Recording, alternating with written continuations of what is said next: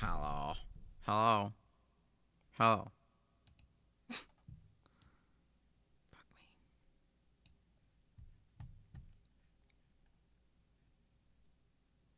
Oh, it seems to be working.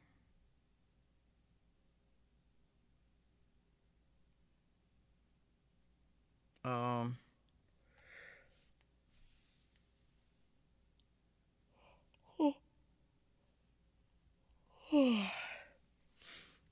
I've been sitting here.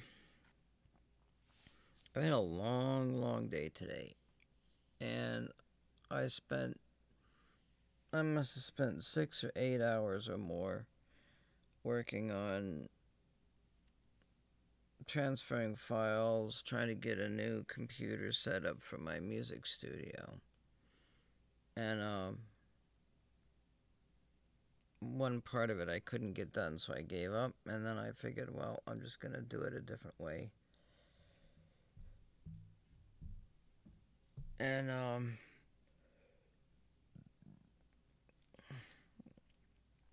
I'm thinking along the lines of teaching chess, um, but I don't quite know how to do that. I mean, I know how to teach chess and I know how to play the game, but tonight, well, I was gonna do.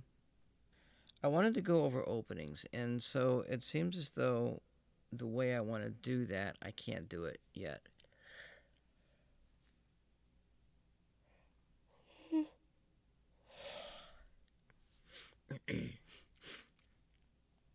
um, so I'm gonna have to go. So there's two programs that I use. I use Chessmaster to study openings. Um, and there's a good reason because Chessmaster has all the it shows the variations and that sort of thing. But I looked at the later versions of Chessmaster that I got, and I couldn't find the London system. There was just nothing there. It's like D4, D5, bishop to F4, and there's no opening. Um, and I play the London, so it's like I can't talk about the other openings and lead up to the London system if the opening repertoire or ideas are not in Chessmaster. Um Now and then I'm supposed to have in Fritz somewhere, I swear, annotated I've got annotated variations.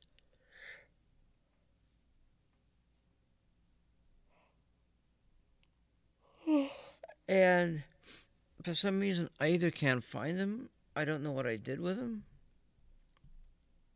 They were on that laptop, and I don't know where that shit is. So I've been sitting here for 2 hours trying to think of exactly how I'm going to present. Let me see something. How I'm going to present chess instructions in a way that people can understand, like beginning beginning players can have an idea of why the game is played the way it's played, why certain moves are played the way they're played. There's a lot of different variations for certain openings. There's a lot of different motives. Now, I think motif is a word, but in other words, like reasons. There's different reasons behind playing a certain variation. And then you play, you play your opening and you get up towards, you're getting into the middle game, and from the way your opponent has played, um, providing that your opponent has played equally or as or better than you're playing, um, you start seeing something.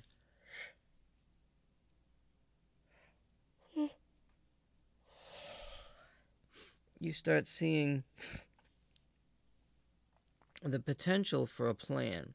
Now, if your opponent's better than you are, well, your opponent might see a plan somewhere, and the plan that your opponent has you may not see his plan, and you may even fall right into his idea, and then all of a sudden, you want to be attacking, um, more or less. You want to be kind of like ahead of the game, so to speak, a little bit.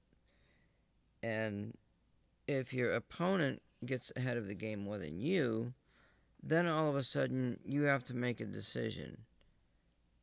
Can I counterattack, or do I have to defend? Um,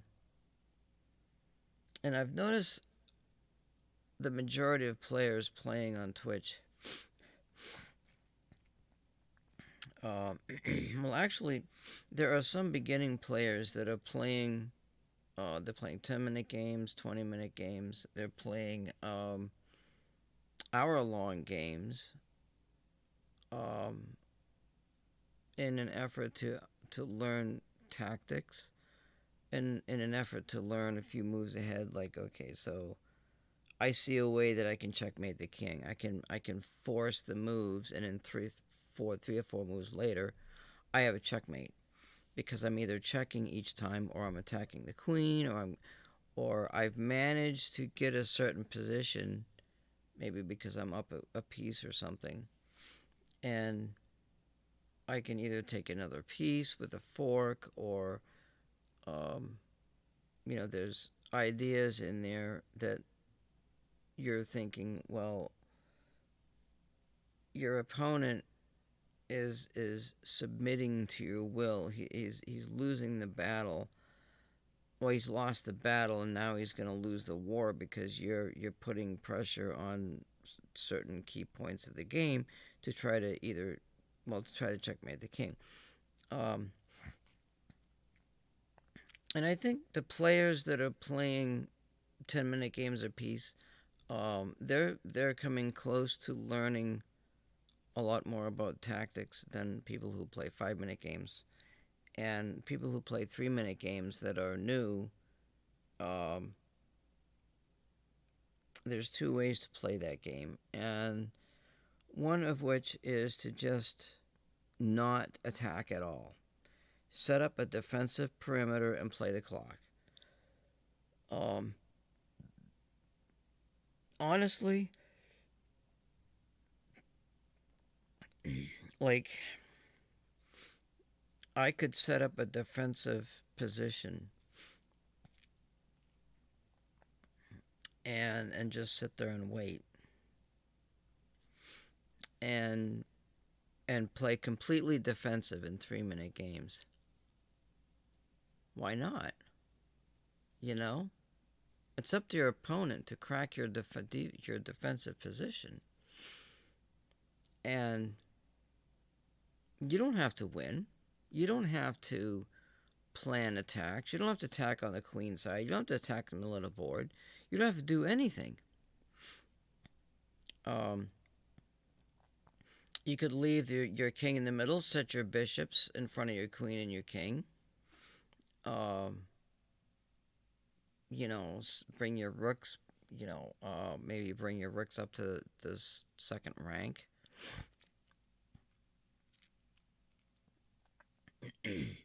I mean, really, really coordinate your pieces such that, because you've got space. Okay, one of the key factors in chess is, if you have more space than your opponent, then you can move your pieces around better. Um, in fact, you could even close the position by keeping your pawns back. There's other subtle reasonings for why you want to play a certain opening. Do you like to use your knights in a closed game where nobody trades pawns? Do you like to use your bishops in open games where you want to trade your pawns right and left and get an open game, and trade your minor pieces down, and now you got your rooks out there? Now you've got a rook endgame, which The rook endgames are like impossible. I mean, they're extremely difficult. And if you're a new player, you can get into them a little bit. But if you don't understand all of the mechanics behind rook endgames, um, I mean, there's not even any sense to play chess unless if you just want to, have some fun or whatever.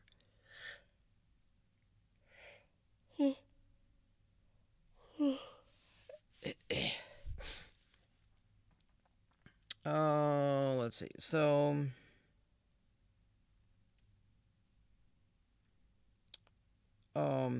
what I wanted to do is I wanted to use Chess Master to go over some basic opening ideas and just kind of look at the board in such a way as to say, okay, this is the position, this is the opening, and not really go into detail why such and such an opening is played. Um, there's ideas like putting the bishops, fianchettoing the bishops on each side of the board. Um, I've seen beginning players set that up. Um, that's more of attacking towards the center of the board. And if you're playing a long game, like at least 10 minutes apiece, you could probably set something up like that and get away with it. Or I don't know. I mean, chess is tactics. It's a lot of tactics, some strategy, and quite a few different ideas. So you can play to pass a pawn. You can play to try to checkmate. You can play to lock the board up and just fart around with your knights all day long. You can push your pawns and pieces in such a way as they don't get captured, but you're limiting the movement of your opponent, cramping him, cramping his style or whatever. So if you trade pieces, you're easing up the pressure and you're making it easier for your opponent to progress or draw. If you set up positions where um, you're not looking to trade pieces, you're looking to put pressure on certain squares, you're playing more positionally, then then the game's more difficult. And honestly, you really can't play positional chess when you're playing 3-minute chess games. And some of these people play 1-minute chess games. It's like, the reason for them playing those quick games is so that they can study opening patterns. Um, yes, you could memorize the opening names and you can get ahead a few pieces and say, okay, I know what this opening is. This is the English opening, or this is the Sicilian because I'm Sicilian because I'm fianchettoing my bishop on the king side, or I'm playing a different version of the Sicilian. I mean, there's so many different reasons why a person why a person is doing what they're doing over the chessboard with their pawns, with their pieces, with the king. Um, are they looking to grab the center? Do they want to attack on one side of the board? Do they just want to play defensive? You know, um, what if both people are playing defensive and nobody does anything? Somebody's got to crack somewhere, or they just move pieces around, not doing anything. Because the quicker you move, the more time you have on your clock, the less time your opponent has on his clock. That's your 3-minute chess game. You learn your openings and you learn the variations to your repertoire, and then you can see different changes in the patterns as you play new people and with different player styles, you can see the same patterns keep coming up all the time.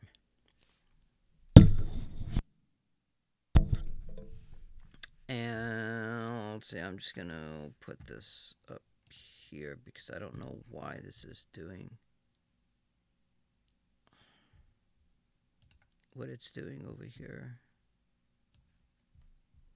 I'm just gonna slide that over.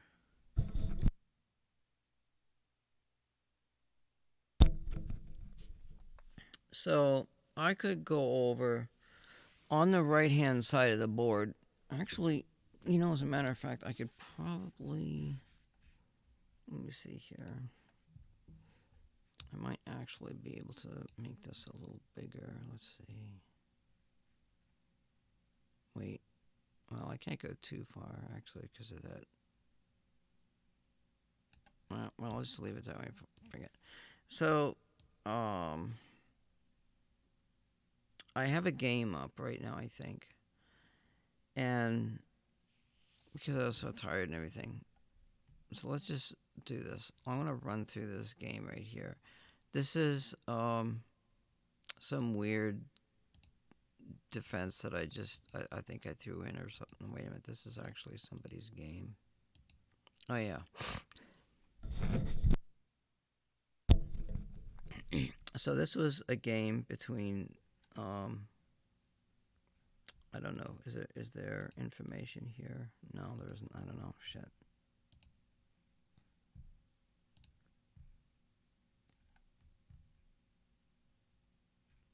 So, wait a minute. This isn't. What the hell is going on here?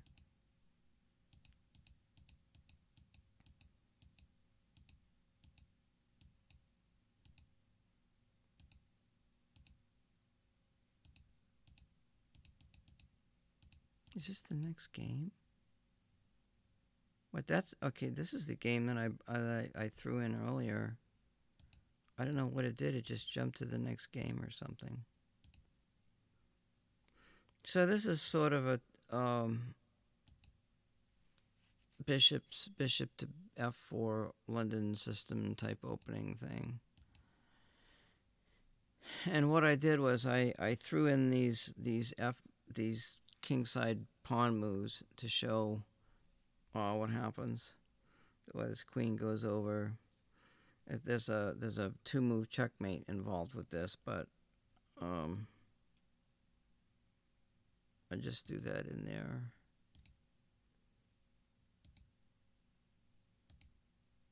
Does that jump to the next game? What is it doing? It might have been every game that I put in there. I think that's what it did. It just added the games all together. But on this one here, let me just do it again. All right, so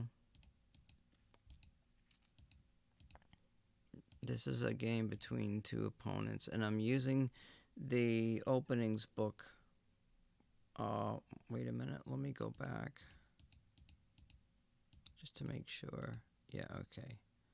I'm using Fritz 17's opening book, which is another topic I want to get into. Now, right here, in most cases, black usually exchanges off the light bishop. And there's sort of a reason for that because it's the bad bishop. Black's good bishop is the dark bishop because it can. Most of white's pawns are on black's dark squares, so that's the better bishop. What if black comes over and trades the white bishop? I might be able to do this as a variation.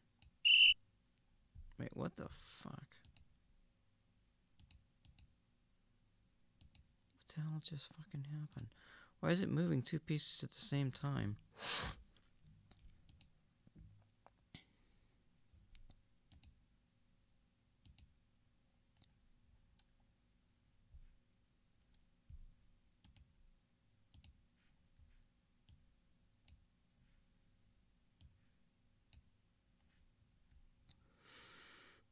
See, well, that doesn't make any sense because that just, you see that bishop's loose out there. It's not being protected.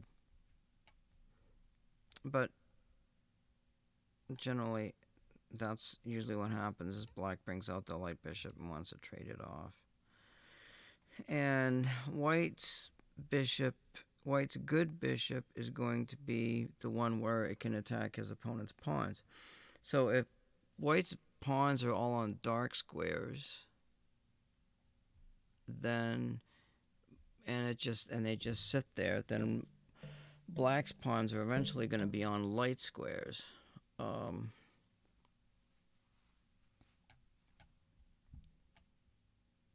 so they want to keep the light bishop. He doesn't want to trade this off. So what Black wants to do is trade his bad bishop, which can't attack anything, for White's good bishop, which can attack things. That's the whole idea behind Black's play in response to what's going on here. But at any rate, I guess White does that. Wait, so I screwed that up. So it's knight f3. Now we're playing the rest of this game over here. E6. So if you look at here's an opening. White has decided to play whatever it is that he's decided to play. It's not. It is some sort of a system. But here's the thing. Okay, when I started playing chess years ago, I did learn openings, and I learned the idea like you're supposed to put your pawns in the center, and you bring your pieces out so that they're attacking squares, and if your opponent moves up or something, you want to have more pieces attacking a square than what your opponent can defend. So like if Black wants to play this black pawn up here. I don't know why I can't move like arrows and shit. I don't know how that works. But if Black wanted to play that king pawn up here to this dark square, he can't do it because he's only got one piece protecting that square. Now he could, but if he did, he would lose a pawn. He would just lose the pawn because if the knight takes the pawn back, he's going to lose a knight to a pawn. And it's just not, you got to think about the value of your pieces. Queens are worth 9 points, your knight and bishop are worth 3, and your rooks are worth 5, and it depends on how your pieces are placed on the board. If you got pieces and pawns keeping your pieces from moving any place, then your piece is worth 0. So you could have a knight on the board that's worth 9 points if your rook is hemmed in and can't move. It's a relative thing, and grandmasters in chess know how to bring up that advantage by positioning their pawns and limiting their pieces, limiting your opponent's movements. That's more along the lines of grandmaster type playing. Beginners, people that just start to learn how to play chess, do not play positional chess. They play to trade pieces, to try to win a pawn or two, look for blunders, try to win a piece, try to capture a piece. Let's say this bishop is sitting over here. If the knight could pop out and do a discovered check, maybe the queen could take the bishop if it wasn't being guarded or something. That kind of thing. So let's see. White plays here. Bishop to d6. D6 is here. And another typical position is usually like I'll have my dark bishop on this diagonal where this other dark bishop comes over. So I'll want to get rid of my dark bishop because my pawns are all on dark squares. And his dark bishop is now the good bishop. So he's actually trading his good bishop for my bad bishop. And that's In my line of play, when I play white, that's my first goal. Because I keep my pawns all on dark squares.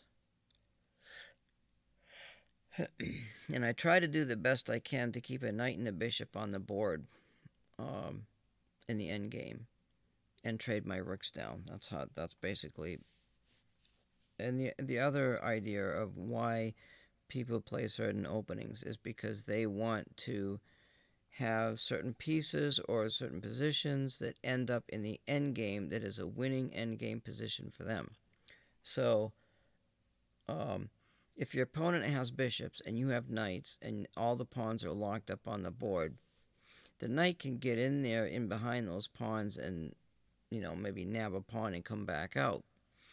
And just taking one pawn is enough to create a passed pawn situation where one of the pawns gets ahead of the opponent's pawns, and that's when all the fun begins. It's crazy. Chess it's mind-bogglingly crazy, and it's really helpful if you know the reasons why you play the beginning of the game a certain way.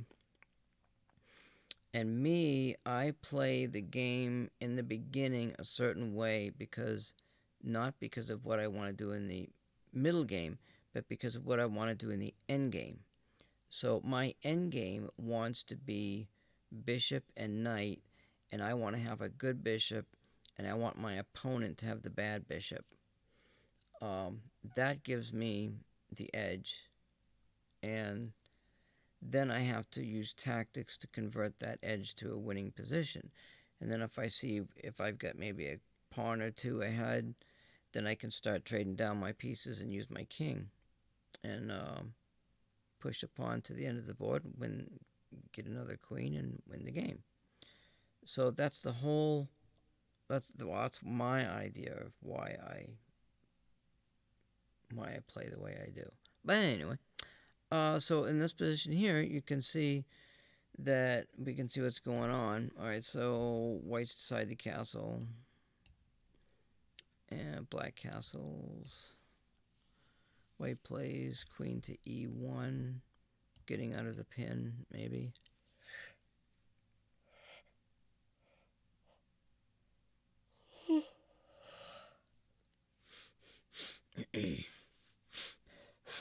So now black decides to attack or whatever, and he could play bishop captures knight and double up pawns. Well, actually, there's a rook there, and there's a knight there guarding that, so there's so many pieces protecting, pawns and pieces protecting that knight, that it makes no sense for that bishop to trade to trade. Even though it's a bad bishop, you want to keep your bishops, you want to keep your pieces on the board as long as you can. You don't want to trade early. If you trade early into the game, you're giving your opponent the idea of how to proceed. If you don't trade, your opponent has less of an idea of what your intentions are for the end game. All right, so C captures. Okay, and then now without looking at the thing here, he could play E captures, and the reason for that is because E is a backward pawn. Black's control over E5 is pretty good. He's got two pieces on it.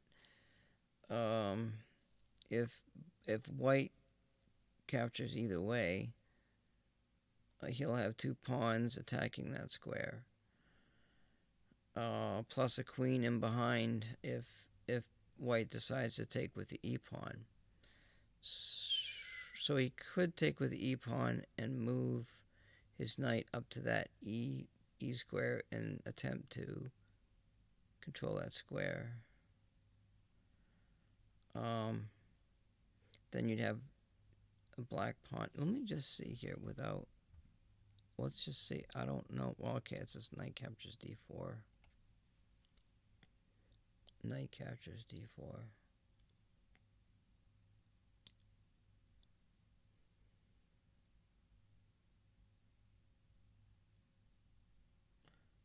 Well, if knight captures, well, he's just presenting black the question. If you want to capture me, you can. Um, but that gives black the chance to go ahead and capture and make the position easier, and gives black a tempo, because after, let's say if white captures and then black captures with the knight, white has to capture back with a pawn, and now black can move another piece into the position and gain a little bit of an advantage. Um, it's called a tempo. If you trade, you're giving your opponent a tempo to develop a piece or a pawn or whatever. I wouldn't. I mean, it just seems like I would do it the other way. Let's see. Okay, so now we're talking. Now white only has one piece on that square, on an e5 square. Black has two pieces. So now black can advance, which he does. Now we've got knight captures c6. B captures c6. So far, black's looking like he's got a pretty good center going here. He's got bishops. You know, they're doing their thing. F captures e5. Bishop captures e5. Alright, now we've got queen to h4. Queen to h4 here.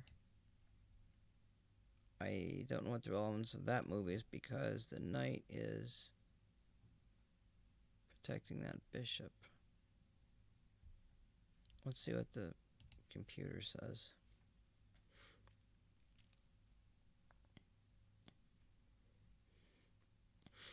It's showing black ahead. Black could play h6. Bishop to h5. White's eyeing the square. I mean, it's protected by the knight. Oh, well, even still. Well, white could take the knight with a rook and then take back, and then you've got... Is that a mate? That would be mate, actually.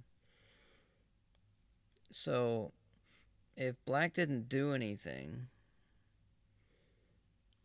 and white plays rook captures knight, well, he could play queen captures rook. Still, it wouldn't matter, because then you'd have queen captures the h7 pawn, and that's checkmate.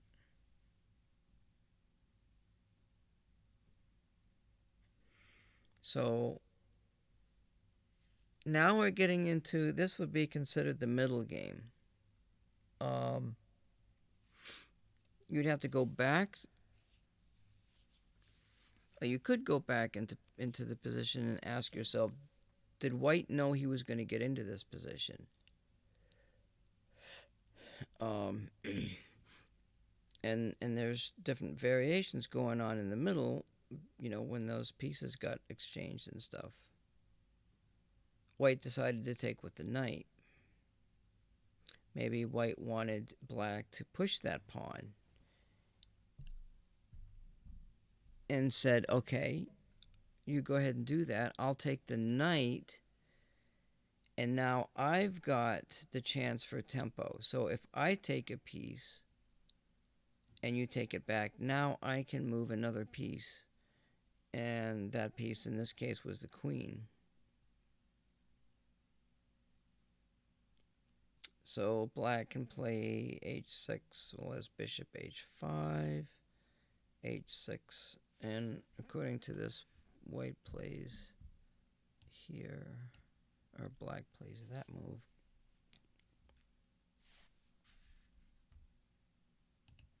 So now we're at a point where maybe white didn't know he was going to get into this position, but he saw it as he kept playing the game. It's called the middle game in chess. So now we've got an equal position with white h3, bishop bd7. Black gets a better position if black plays, white plays queen to g5. Maybe attacking that bishop over there. Knight to d7, protecting the bishop. Knight to f3.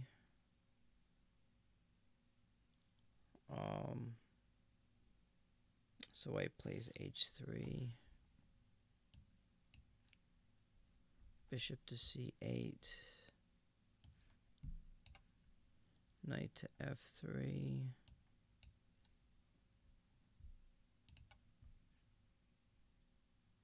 Now the game's gotten equal. So we're not going to go any further. Well, we could, I wonder if I can. Let's do it this way. We'll just click here. All right, what happened there?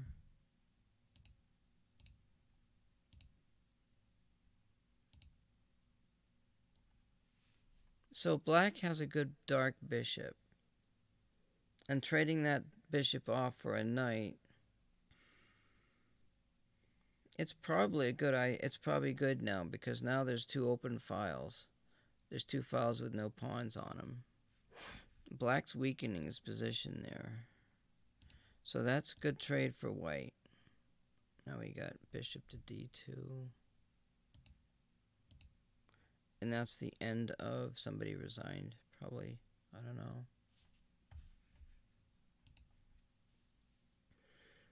So now it's an equal game, according to the engine. So let's back up.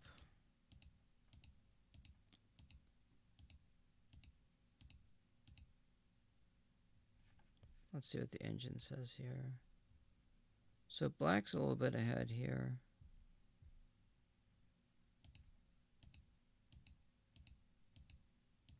Let's go to this position here.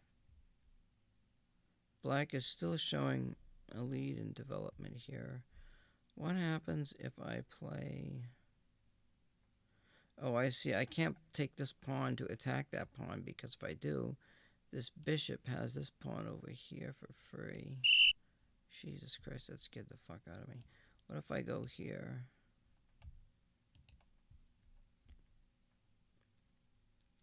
That position gives black a bigger edge.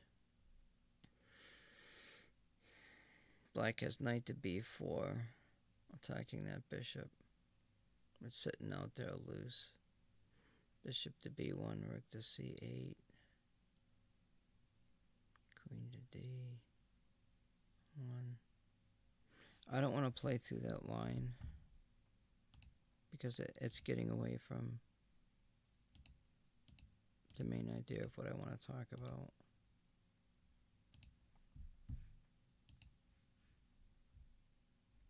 So black is still ahead here by 0.6. Why?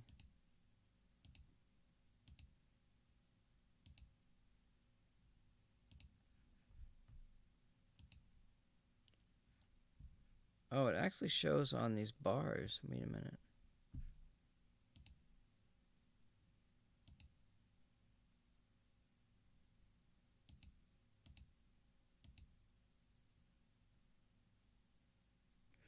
That's the number of games that have played from this position. 1-0, 44%. I don't know if it's 7 games. 1-0, white won 7 games, and black won 7 games. And there were 2 draws from this position here. And it shows that it's pretty much equal.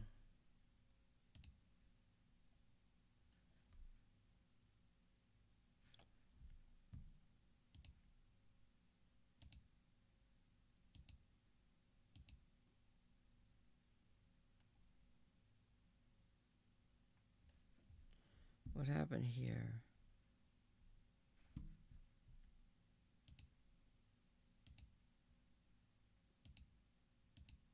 White played this move, bringing the bishop out. Anyway, as far as my game, the way I play my game, I don't play e3. I don't even play. Yeah, I don't play e3.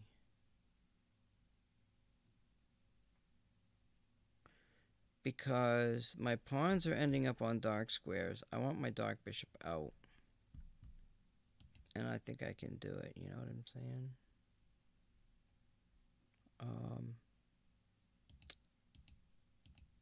Why people play the openings if they do. So I'm going to go over my game, and we're going to play the game as far as the openings. This is Fritz 17 openings book. So we'll do this. Most moves are knight f6. But I want to look at the percentage where it says the percentage of wins for, those are all question mark here. Either knight f6 or d5. Most people played knight f6.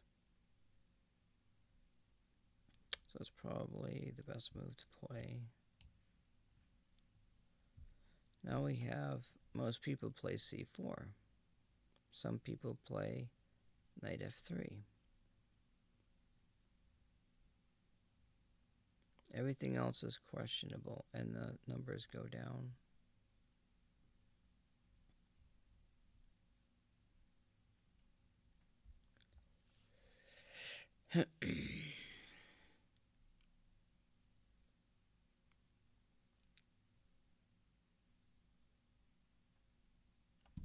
Everybody plays c4 against knight f6.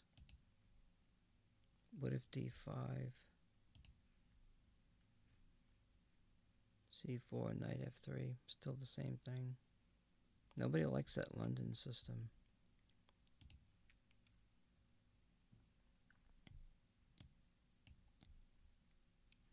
See, if you play the bishop out now, the knight could just jump right over here. I guess you could play. Yeah, you could go to the side. It's not even on the list, though.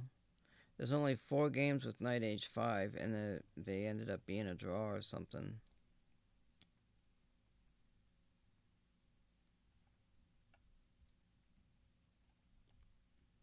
d6. No. Yes. 60. 60%. e5 is 52. g6 is 56. d5. I'm curious about the g6, but wait a minute. Let's see. e6 is this one.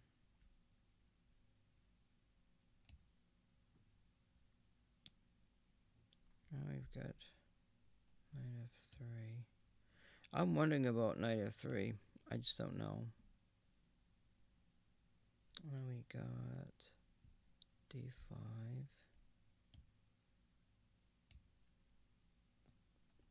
e3. c5 or a bishop to d6. c5 is a little bit stronger. Look at white down here on the bottom. 45 wins and only 28 losses in this position right here.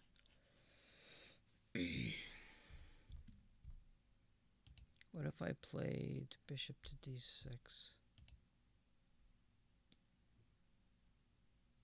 28 wins and 20 losses and 38 draws. This is bishop captures bishop. Wait a minute. That says it leads to a drawing position. Bishop to g3.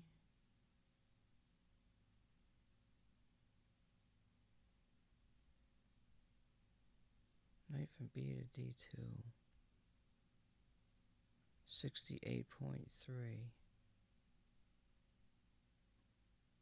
Why that move? Bishop captures, castling.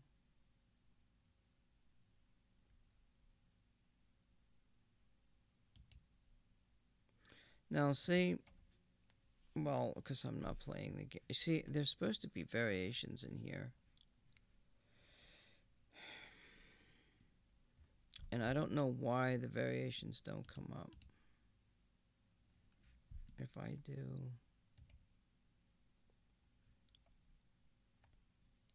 main move,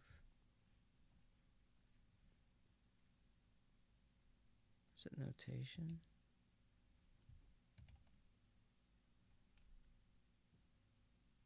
Text before move.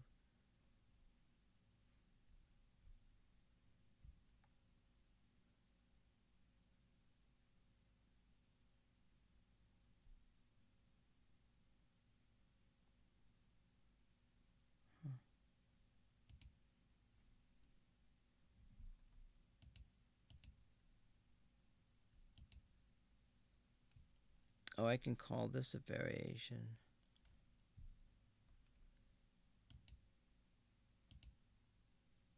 Where the hell did it go?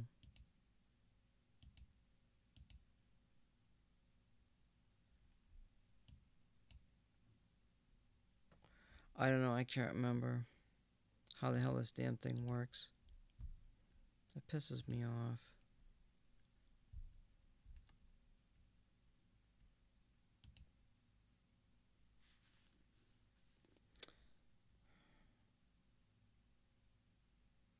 I'm curious. Oops, shit. That's not what I want. I'm curious to see what happens here.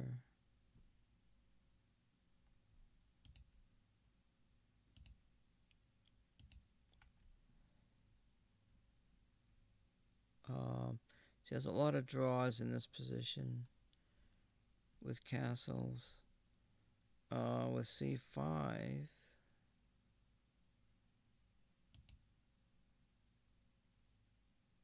Black gets a win. White gets a win here.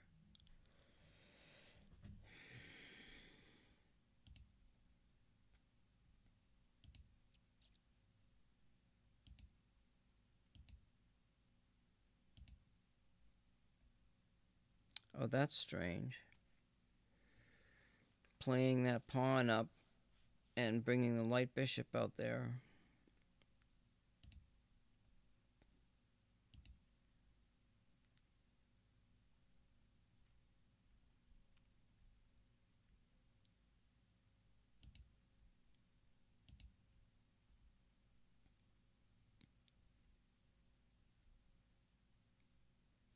Now there's b5 and queen to d6. Wait. b5 and queen to d6.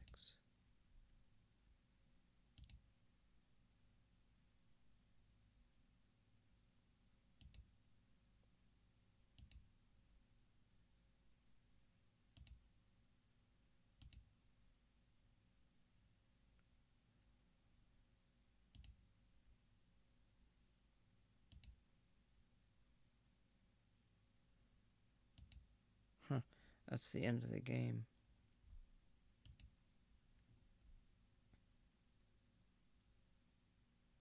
Shows white ahead a little. Look at white's dark pawns. See, white's got the good bishop here.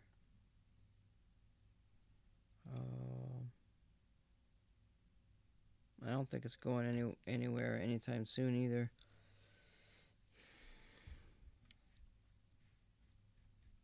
And black's bringing up good protection if knight captures knight. I don't know. Let's go back.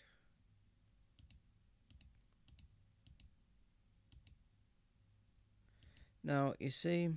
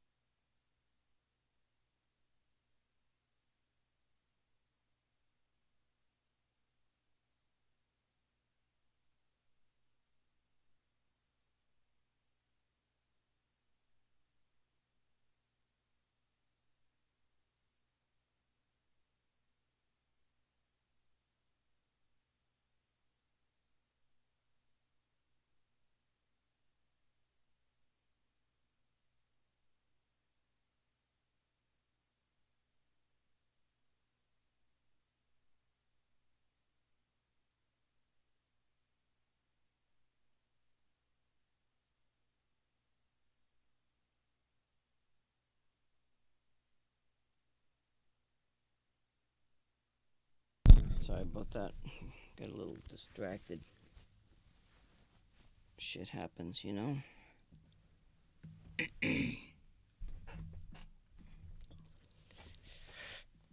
So I don't even have to listen to my headphones, actually. But anyway.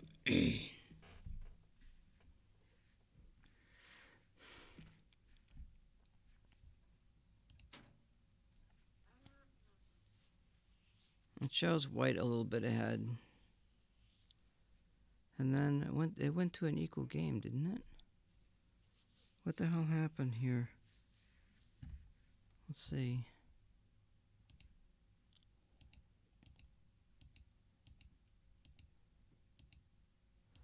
Oh, that's white's game, I guess. So I have to go back further.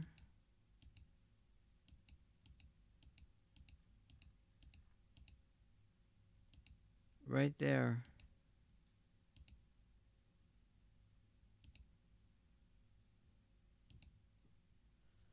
Oh, this is the move that gave white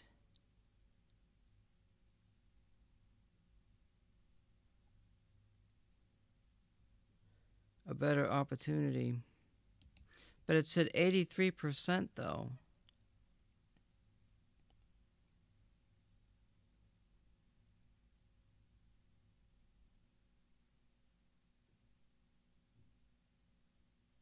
Maybe this 83% means the number of people who played that move.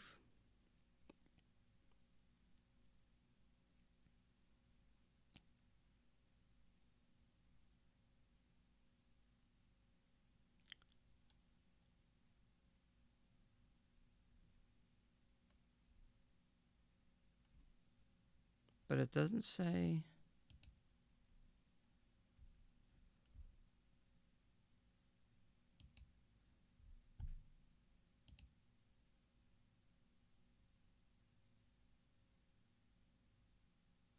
Now this move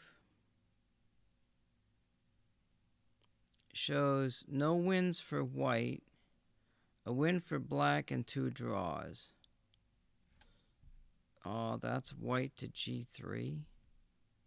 Why the hell would white play g3?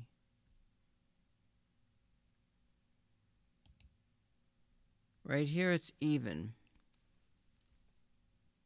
as far as the games are concerned. Wait, let me bring this back here. Let's see what the engine says.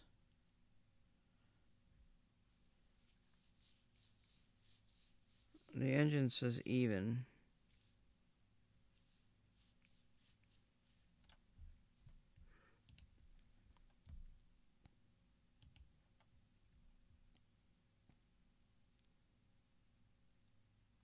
It says even.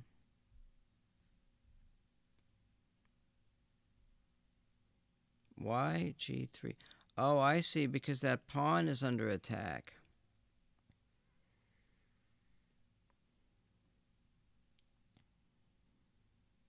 And white has no way to protect that pawn. So now I ask myself, why is that pawn doing out there in the first place? Hello, my dude. NZ Hound. What's your rating? Right now it's 0. Because I'm not playing anybody. I'm just trying to figure shit out. No, I'm just kidding. My rating, I'm generally a Class D player. It's around 1350, but on chess.com it's around 800, but honestly that doesn't mean anything. Right now I am just going over opening ideas and not like learning opening names or anything like that, which is what I was going to do earlier. I know, but it's about the validity of the chess openings.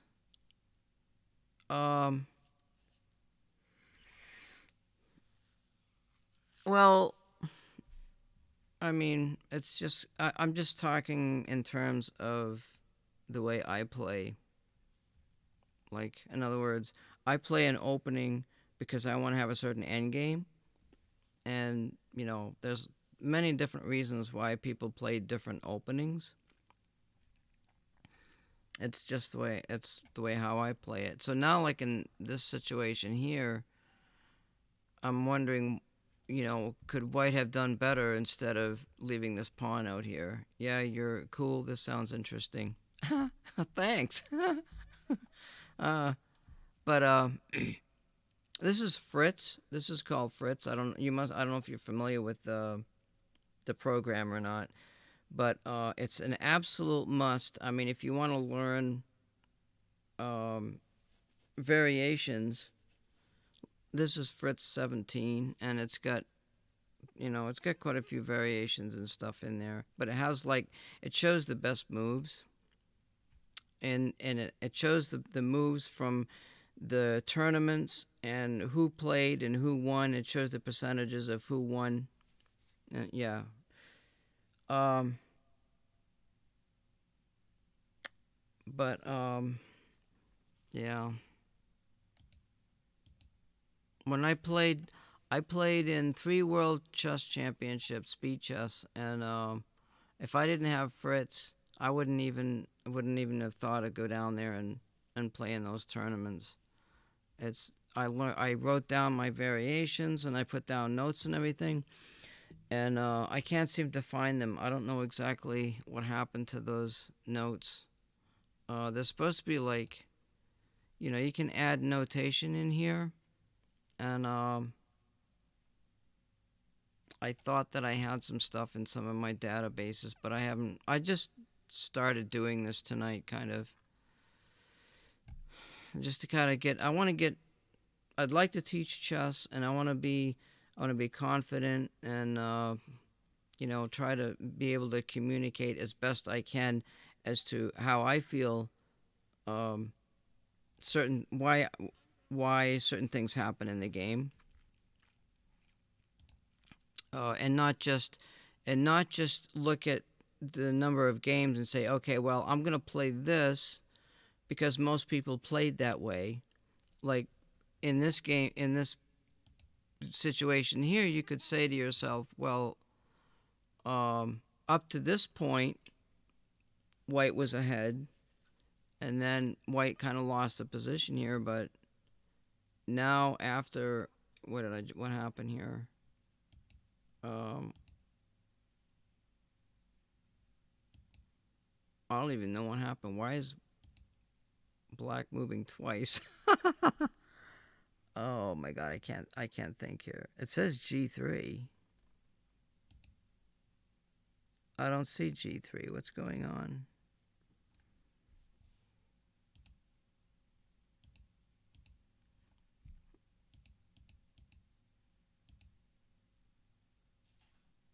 This is crazy. I don't know what I missed here. I gotta go cut up a pineapple right now. Oh, alrighty.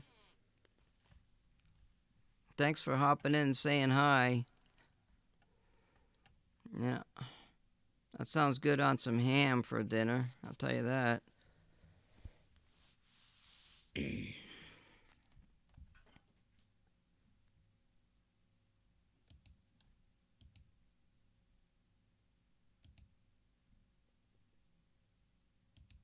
Yeah, I don't. Oh, okay. So this is why that pawn was stuck out there.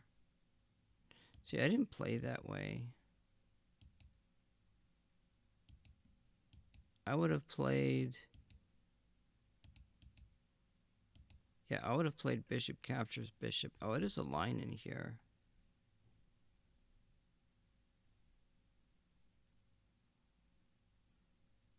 There's bishop to. What the hell?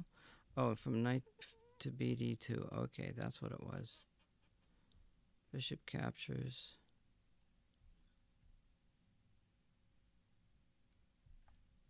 62. I'm just trying to understand these other numbers on here, too. Probability. Bishop to g3. I don't want to do that. I hear a noise.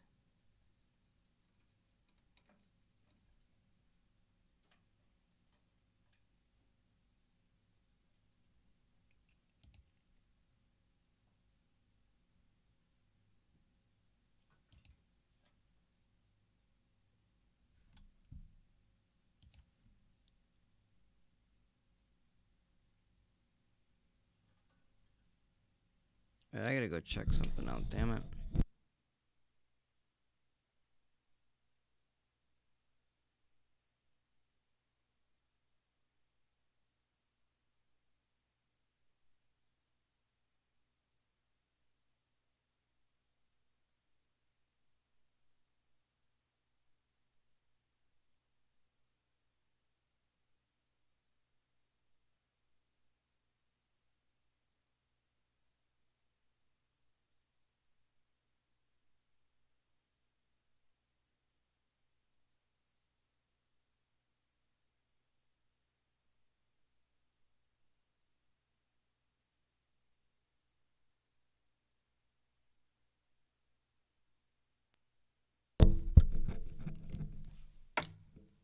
I got extraneous noises happening in my house as usual about this time of night.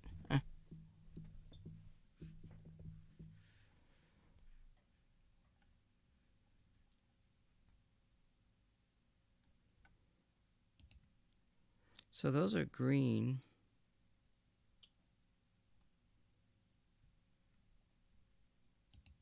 Now they're red. Why is that?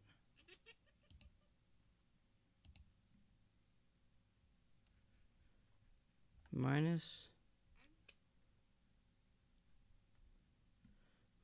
48.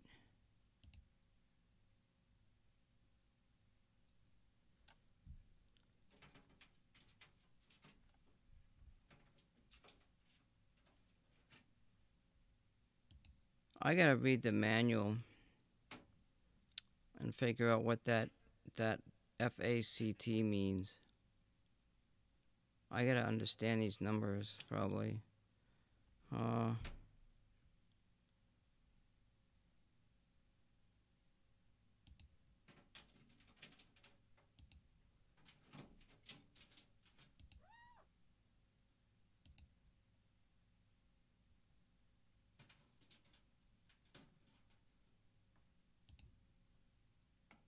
Yeah, I don't know. But in this situation here, this is very similar to something that I would play as white. And I'd be trading the bishops off. And that'd be my bird.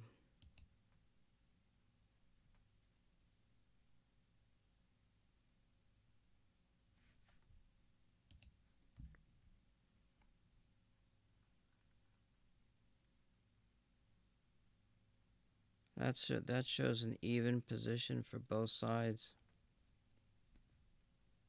Now see, I disagree with that.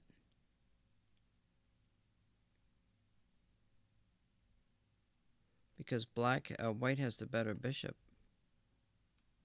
That's what I understand.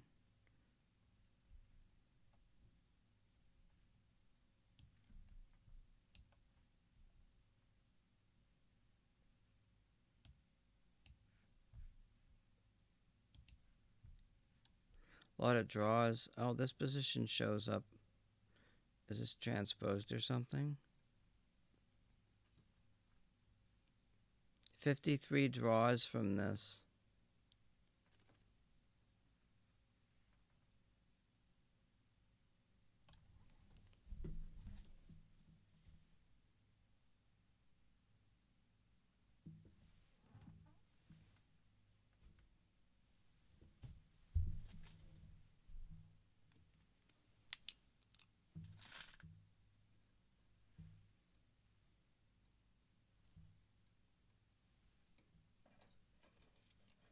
This could be one of them nights, isn't it?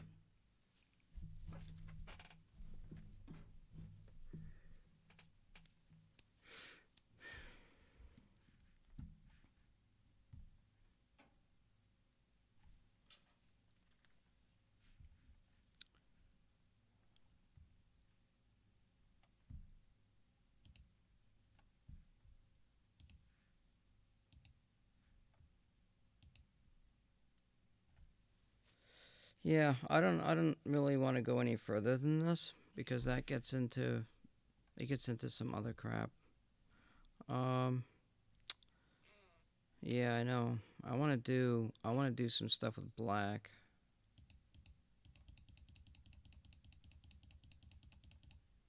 Let's see here. I gotta flip the board.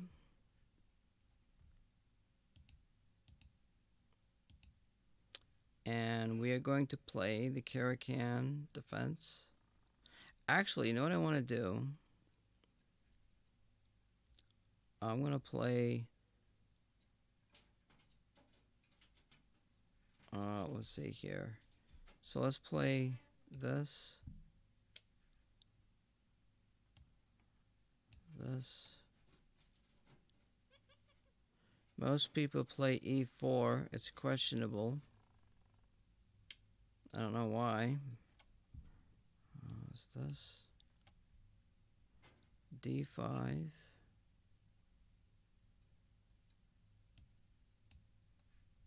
So this is a line here. And then e5.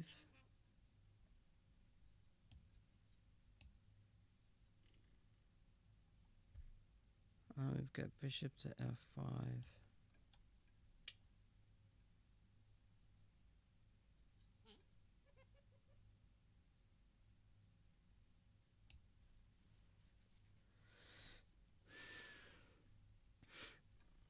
Knight to f3.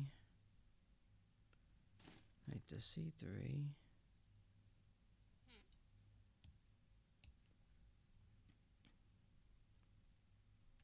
e6.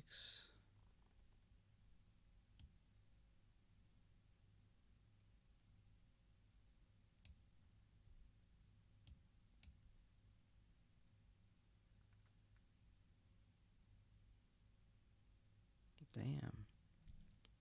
That's interesting. This one shows 2 games, 2 wins for black, 1 for white, and a draw. Was that even on that list? That wasn't even on the list here.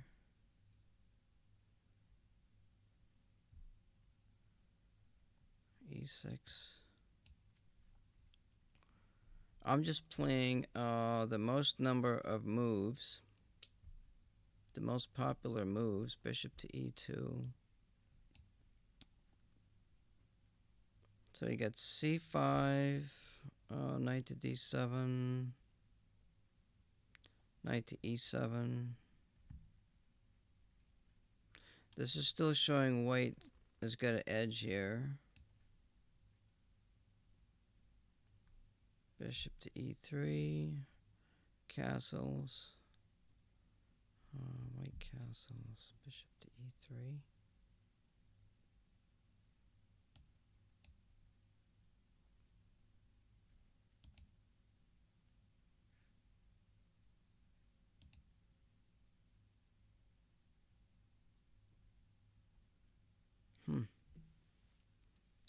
Let's see, c captures.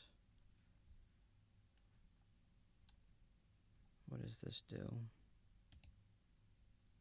Yeah, that gives white an advantage. So I think what that number means, I moved the bishop, you moved the bishop, and, oh, good lord. And Fianchet the F bishop, or is it black's move? I didn't even see the chat roll.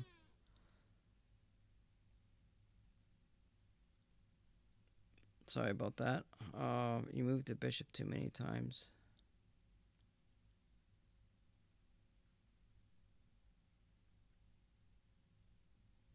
Each bishop only moved once. I was looking at this red number. So it says knight to d7, and then it gives a red number here.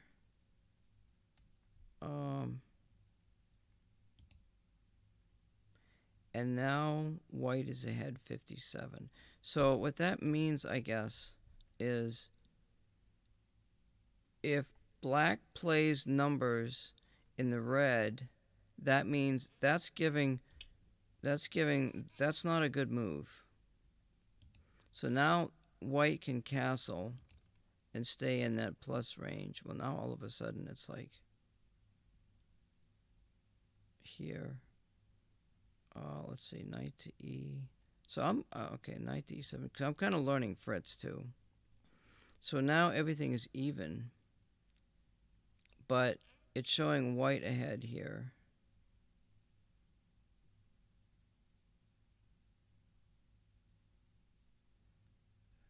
Most of the games are c4. Oh, I don't remember seeing that pattern in any of my games.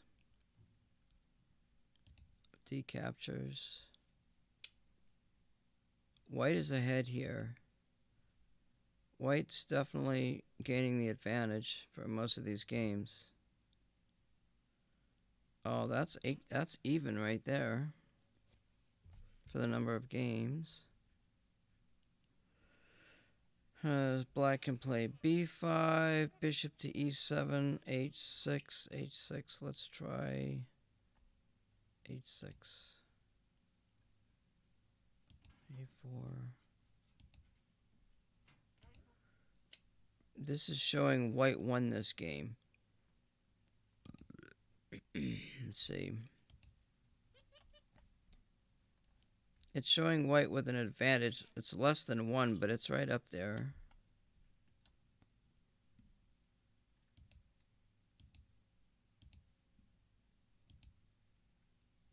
Oh my gosh, look at these knights here.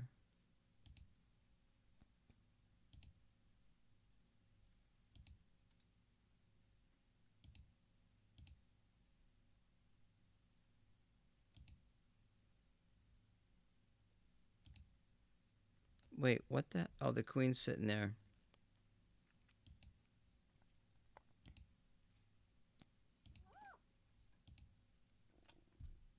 Uh-oh, is that a, why did the game stop right there?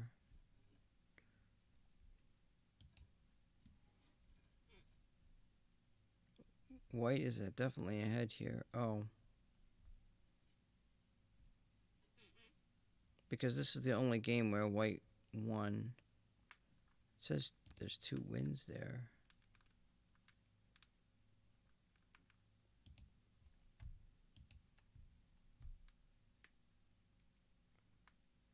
That may have been some kind of a mistake.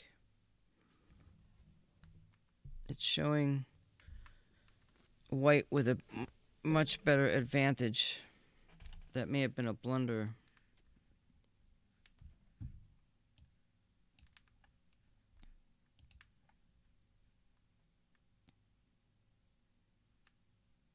So white's got much more of an advantage here. Knight to g5 or g6.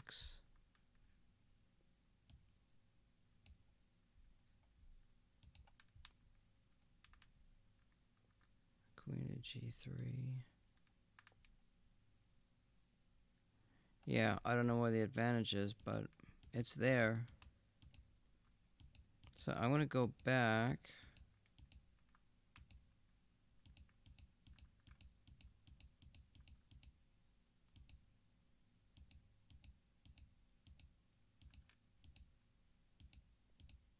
I'm looking at these colored bars to give me an idea of, I want to get back to a more equal position.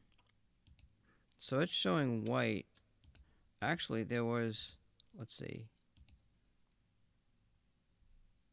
Okay, right here, I want to play a6 or h6.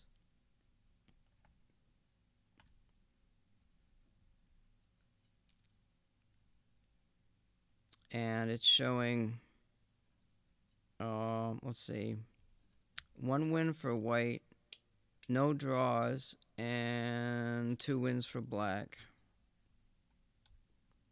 So now the question is, where is the win for black?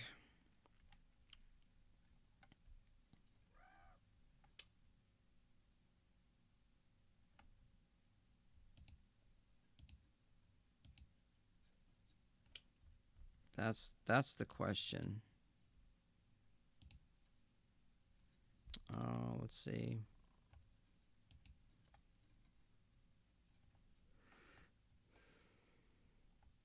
bishop to d3. Oh, maybe it was this one. Okay, so this is where white offers to trade off the good bishop, more or less. That's white's good bishop. Because these black pawns are going to end up on light squares.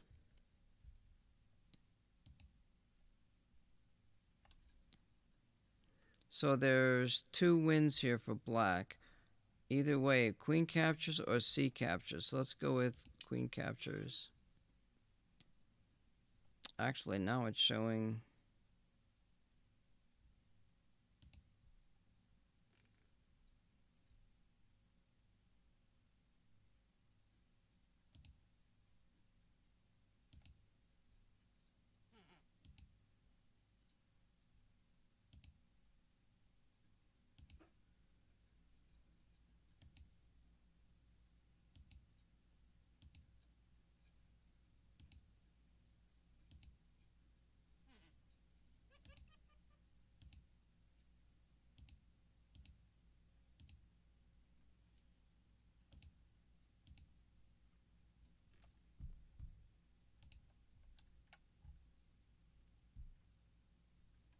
It shows white's ahead here.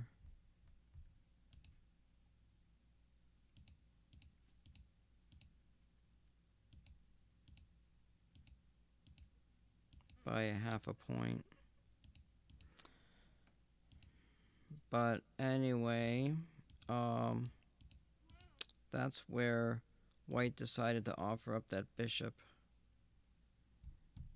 So if white plays bishop to, oops. If white plays bishop to e2.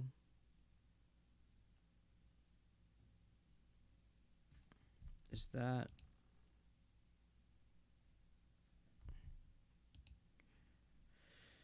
So this looks like... So there's two things going on here. And this is where you recognize the pattern. There's either bishop to d3, where black may have a better chance of winning because he's losing the bad bishop for white's good bishop. And oops, and then the other move is here, which this position gives white a better advantage. And most people have played this. This seems to be a common line right here.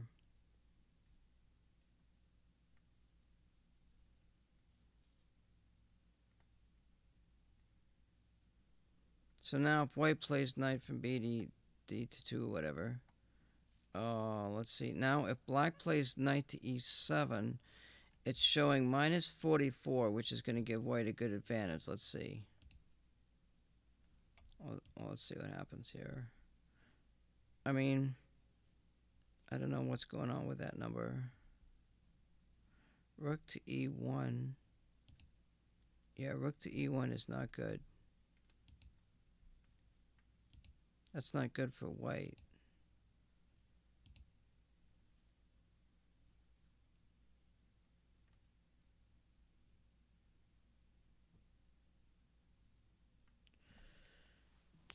Black playing knight to e7 is showing minus 44. And that's what most people are playing here. So that's like less, that's giving white more opportunity here.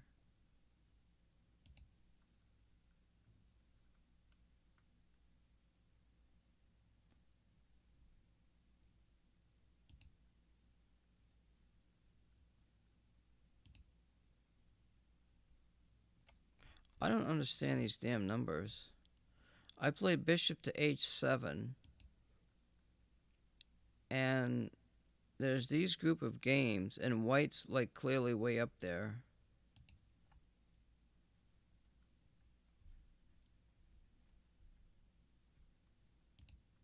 It doesn't, the numbers are not making sense.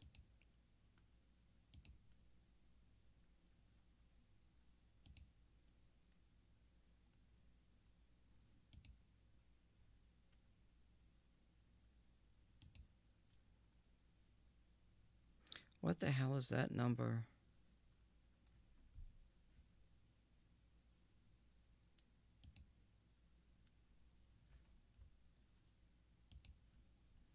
$98, $70, $44, $80.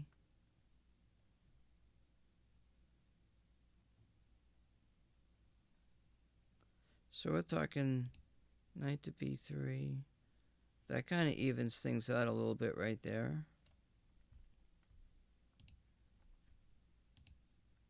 c3, rook to e1 is not so good. Well, according to this it is. Or there's just no games that black won in from here.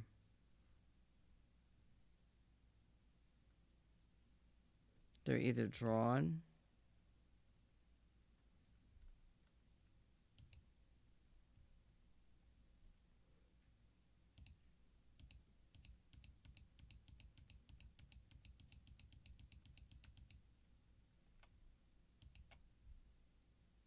This is drawn.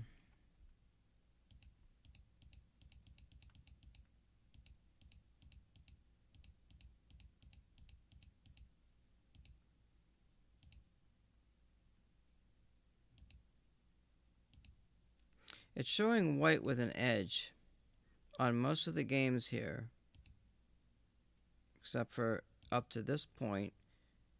Here, there's black has 2 wins. But where are they?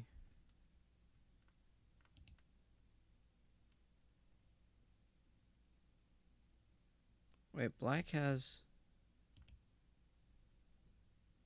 Yeah, there's 2 wins here somewhere.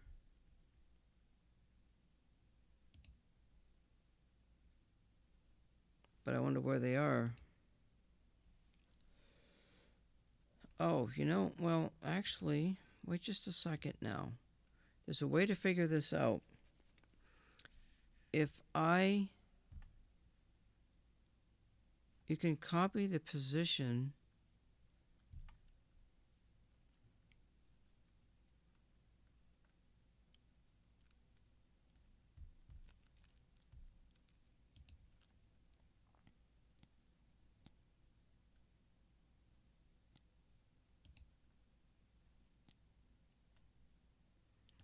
view.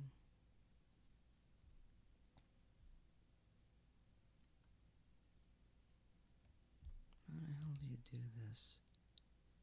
Copy position.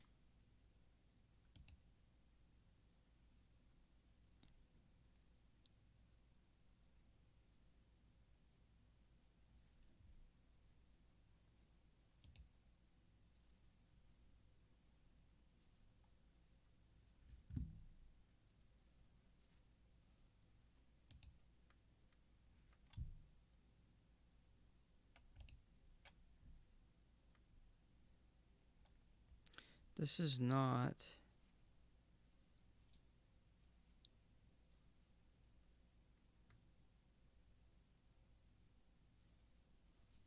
Shit.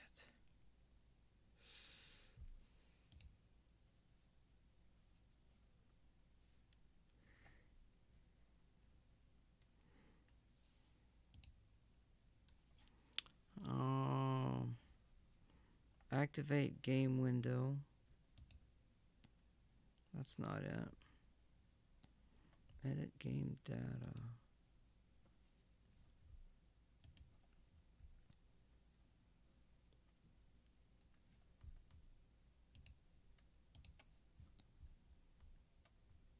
File. Open. Open database.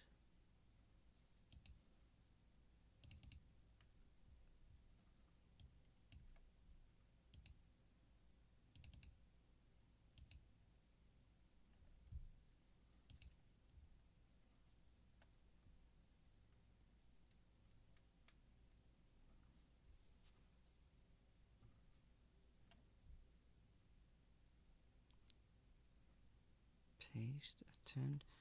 Copy the section to the database. filter. Use search master filter.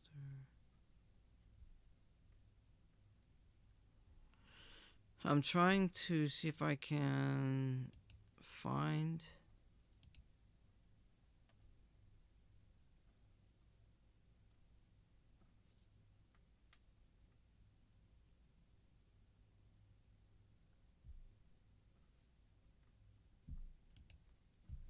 This game in the database, but I don't know how to do it.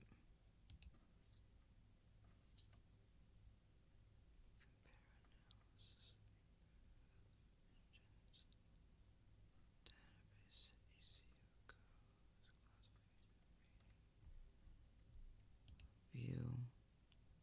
Huh. I don't know.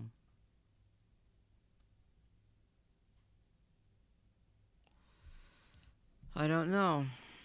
How did I do that before? It's been a long time. It's been 15 or more years since I figured that since I've messed with this.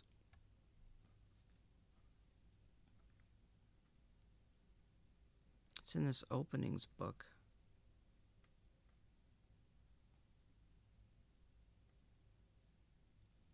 Openings book.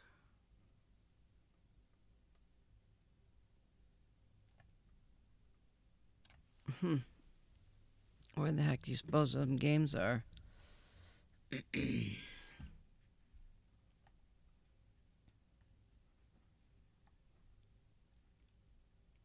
There's 50.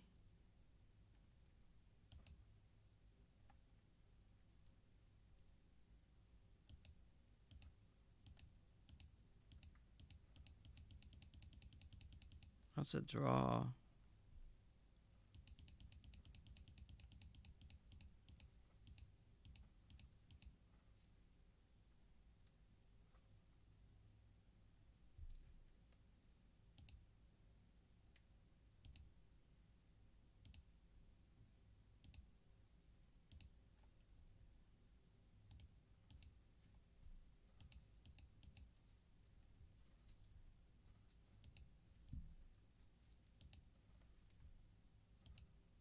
There's a draw and a win by white there. Oh, there it is. There's 3 games right there. Well, what did white, oh, I see. So white had the option of playing bishop to e2, knight to h4, or knight to c3. Those were winning moves. So white playing that bishop out there is good for black.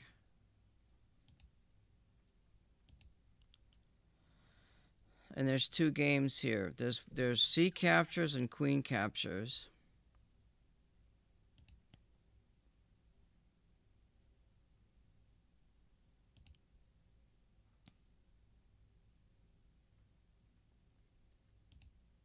It's not that one.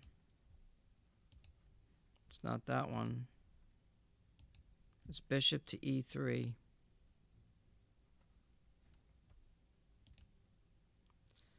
So if white plays knight from b to d2 or h4, white's chances are better according to the statistics here. Otherwise,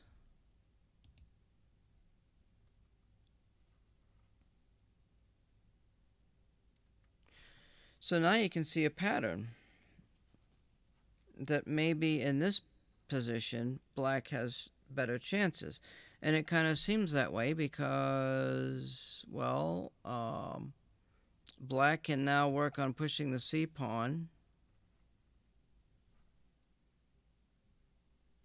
but I don't know. Queen to b3. Let's see what we got. Let's see what the engine says here. It says white's a little bit ahead.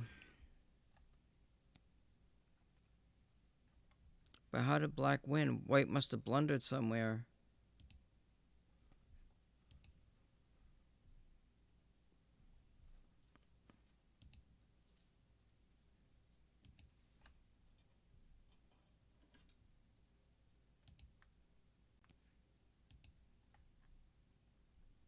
White's doing pretty good here. Came down a little bit there.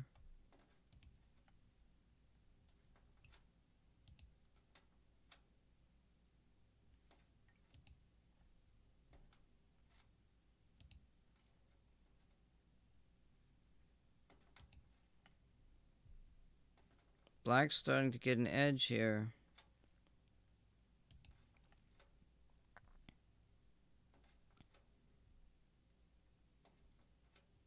Now it says white has an edge. Well, black wins this game. Let's push this out here and see. Oh, it stopped right there. White is slightly better.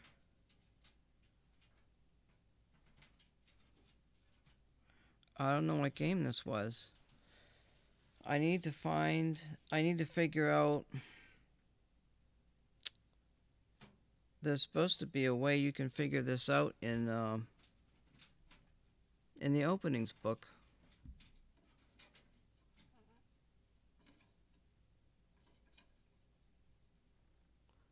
Replace the game in the database with this version.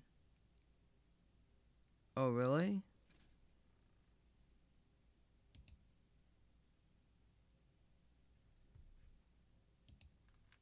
Well, that ain't gonna work.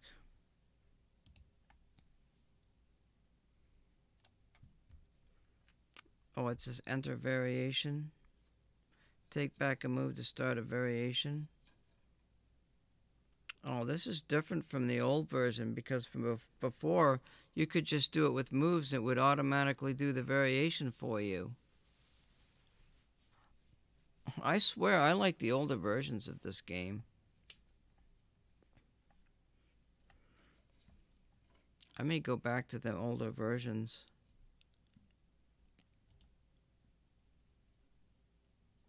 Insert diagram.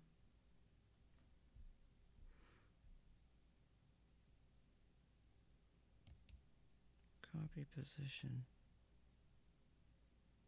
Paste game ASCII from clipboard.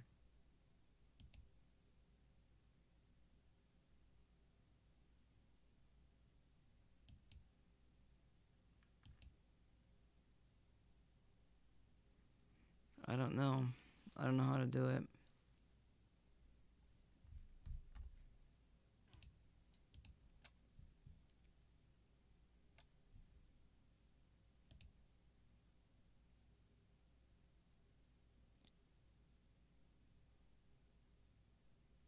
Maybe I've got to set the index.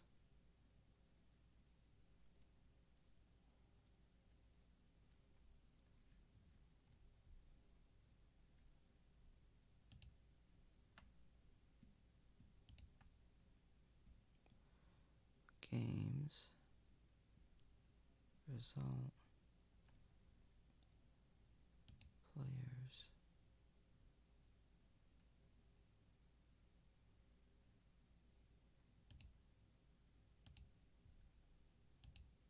Sources.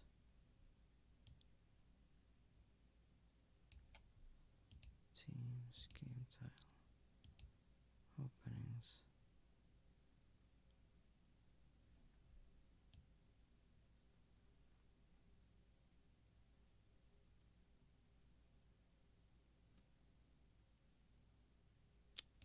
Fuck.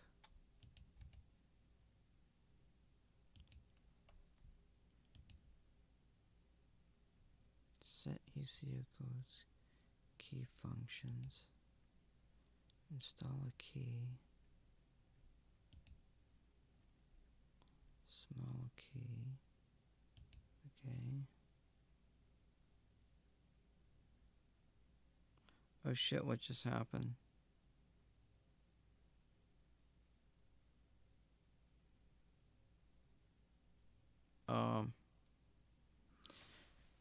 Okay, so it's installing a key, I guess.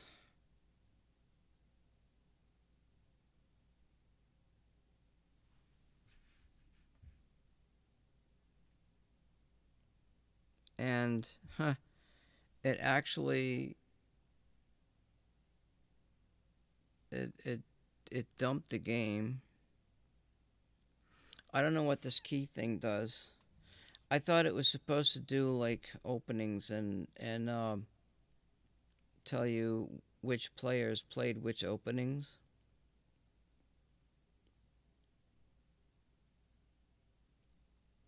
I wonder what time it is.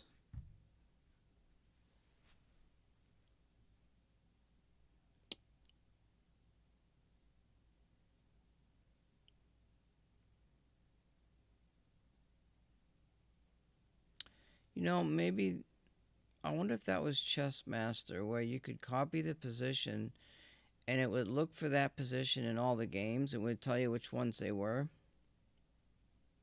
I thought Fritz could do that.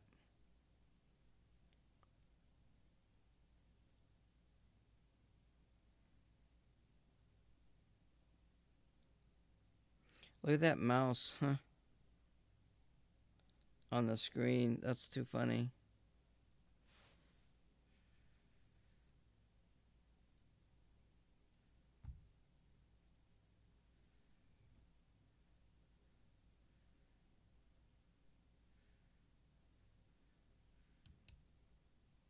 I made a heart. That's real cute. I'm doing artwork now. Chess is a form of art, actually.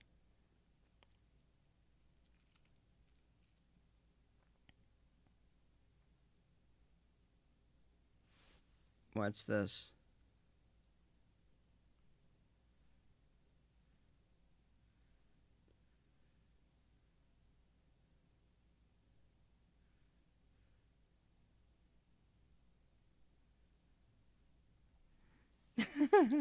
I got an arrow through my heart.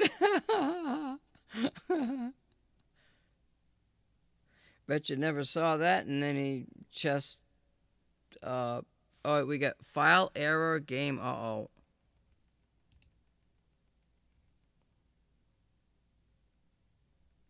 Oh, oh, we've got openings.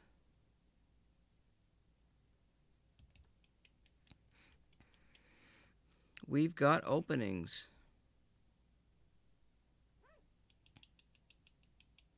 Um, hello.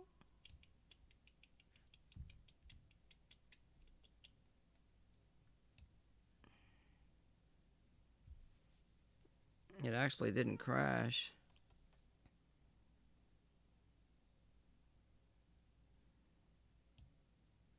I thought this thing was tied together though.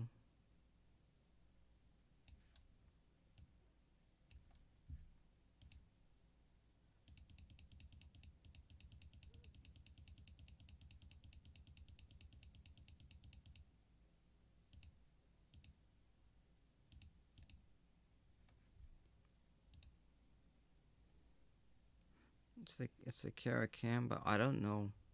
There's no way I'm gonna find this.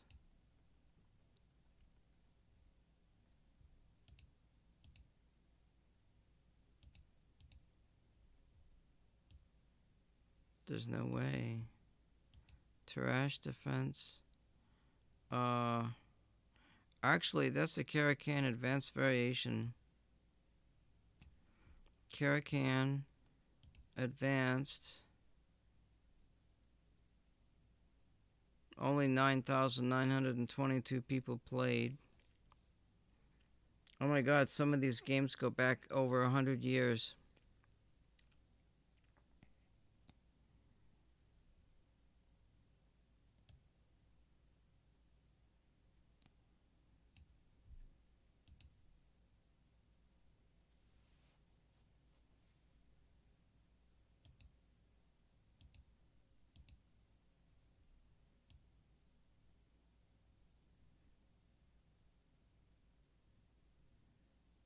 I'll never be able to find that. I don't know.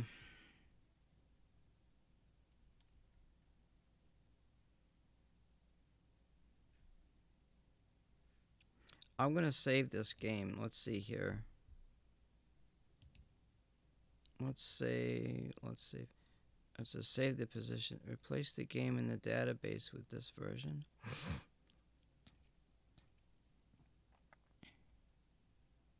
Save game into a selected database.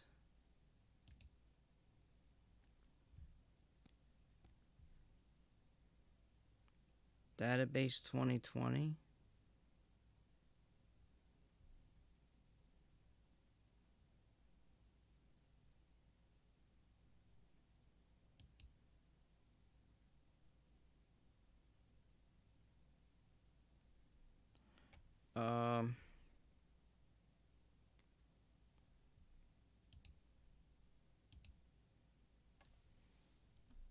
CKA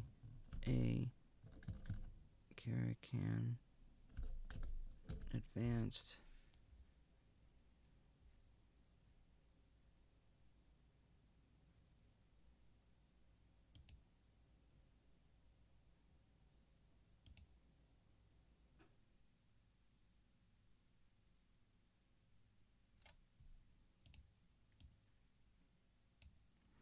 Let me see if it's done. That says games. So if I go all the way down to the bottom. Yep, there it is. There's the game.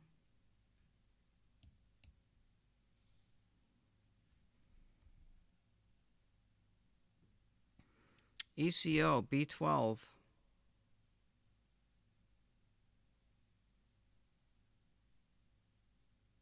Oh, wait a minute. Hold the fort.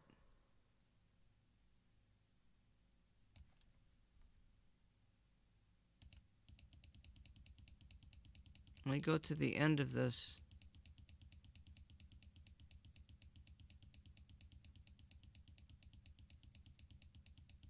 Oh my god, it's not showing.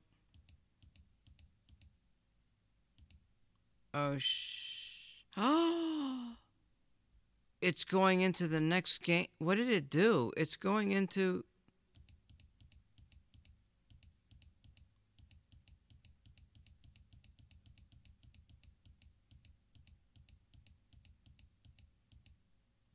Oh my god.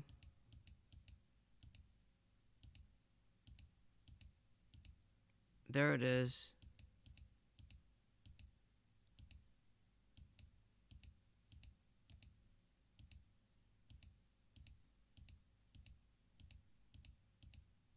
Right there. Alright, so let me do this here. I'll say save game as here. CKANNADV2. Black wins. Okay.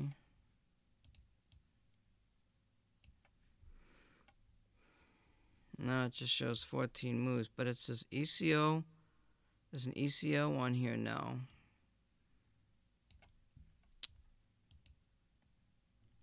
Alright, now it's indexing the ECO, which is the opening.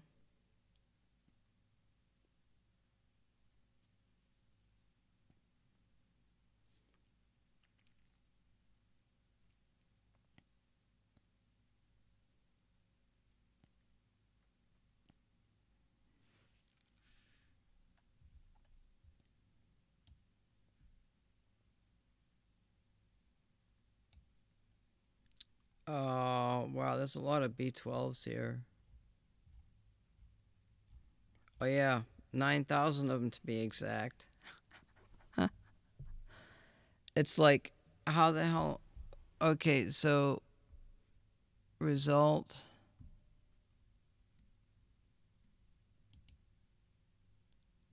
I wonder if it'll keep the it indexed the ECO. Now if it indexes the result, excuse me.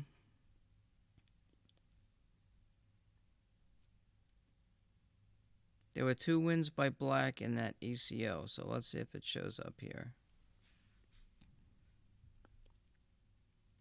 Yeah, but that's like 9,000 of these fuckers. Wait, okay, so if I do.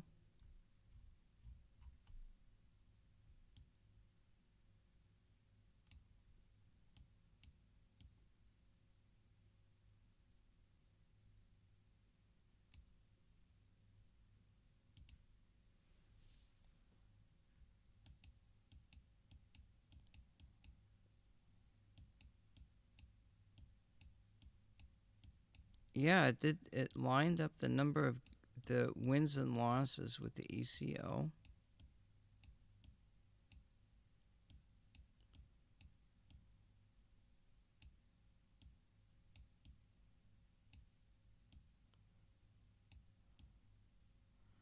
I don't see any draws yet.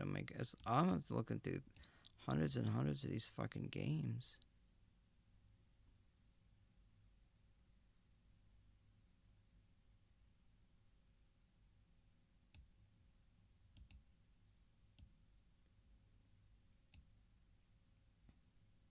What's this?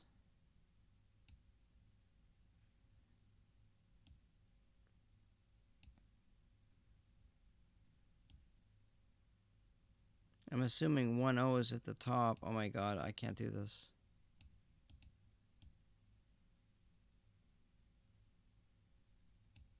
Wait a minute.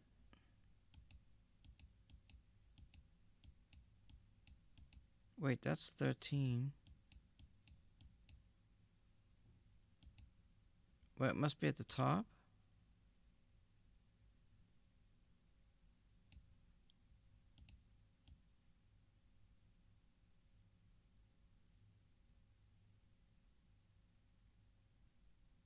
I'm looking through this database. So, oh, there's B12.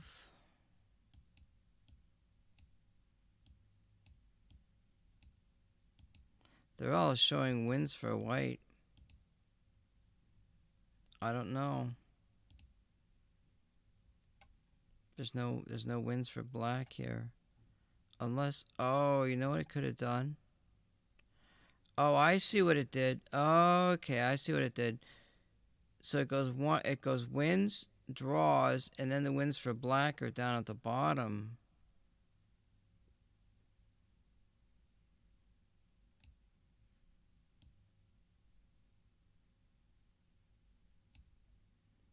Yeah, there's B12.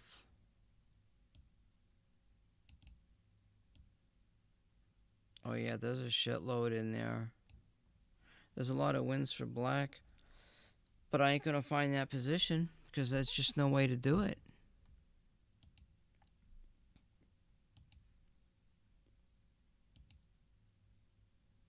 Filter games. Position. Ah, I found it. Oh my god, I found it.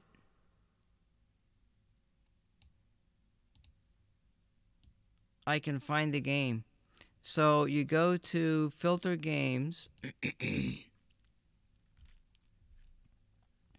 and then you go to position, and now I'm going to put this position on the board.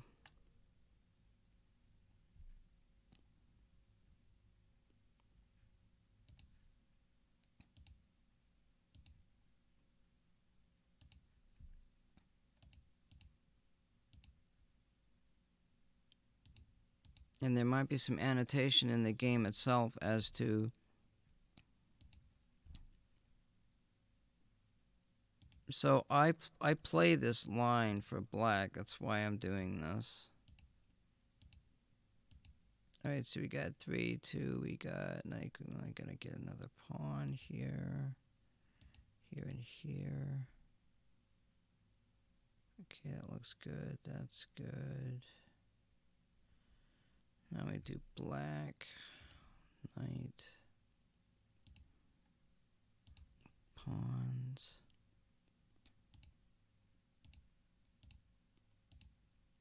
Here, here, here. Another black knight here. Queen. Rook.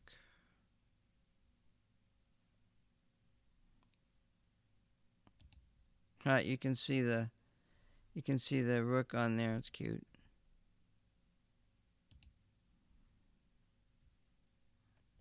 Bishop.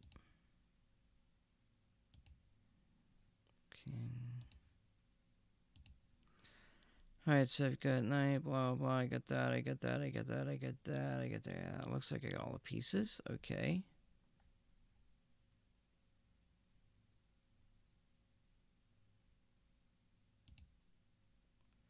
Create search booster. Yes.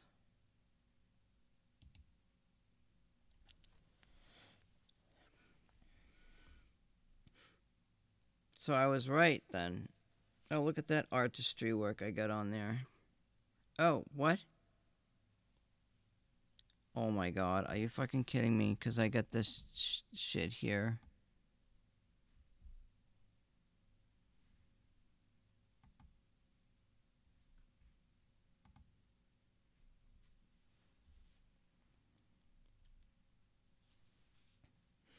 Oh my god, it says no games found. Let me go back. Let's see here.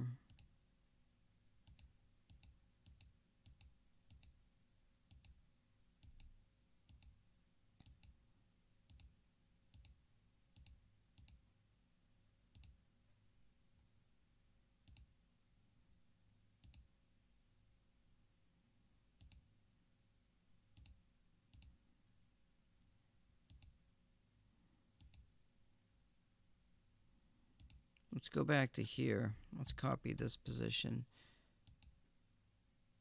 Copy position. And filter games. Oh shit. Copy board.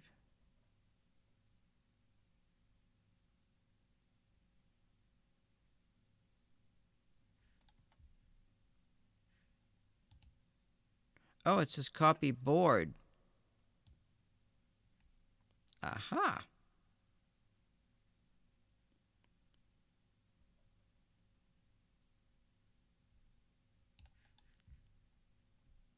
So you set up the board and then you hit copy board and it copies the board onto this search thing. I found a game.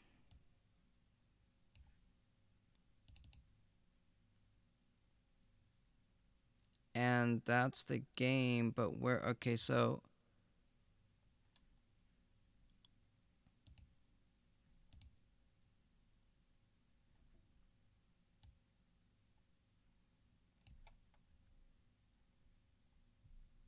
Oh, oh my god, it's the one that I put in. It's not in that list. You know what? I wonder if it's in a different database. Shit. Oh, shit. Damn, Bishop.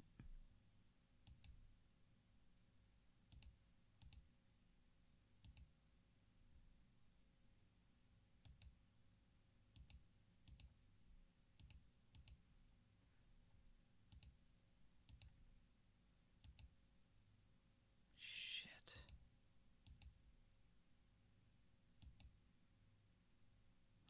It was right before, so E6 move. Yeah, but that's got to be a lot of. Wait.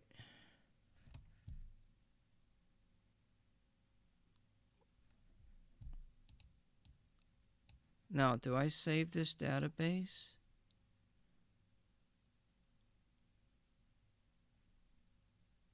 I don't think I have to. Alright, so open Caracan Advanced. And now we'll filter games.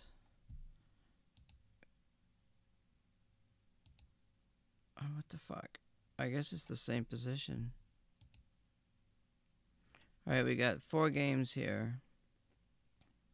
2 of which black won.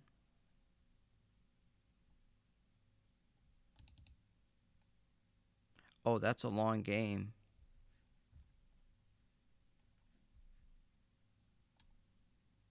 Now, how do I...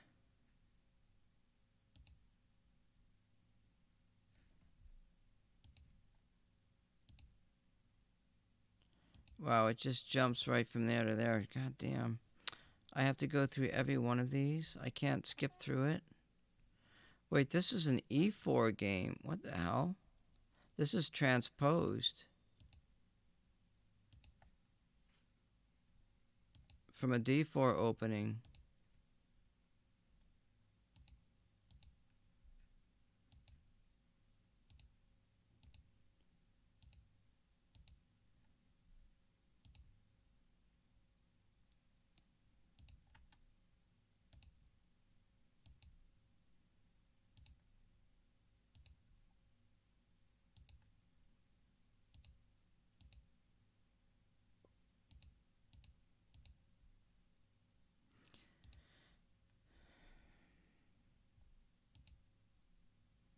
This is showing white ahead right here.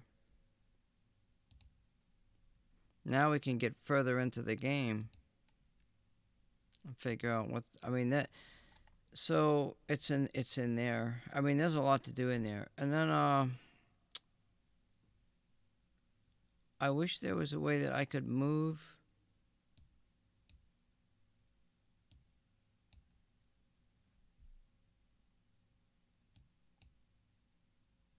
the pieces in that section, in that list there, instead of having to click on each move. I'm going to get that older version of Fritz, I think. I got Fritz, I got 13. I think I used 13 when I went down there.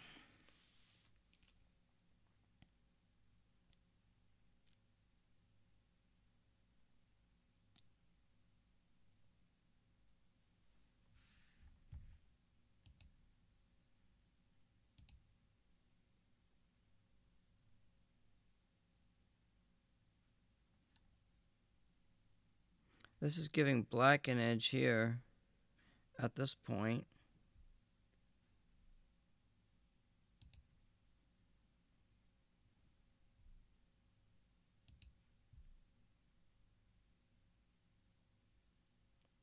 Holy mackerel. White has an edge here and lost it.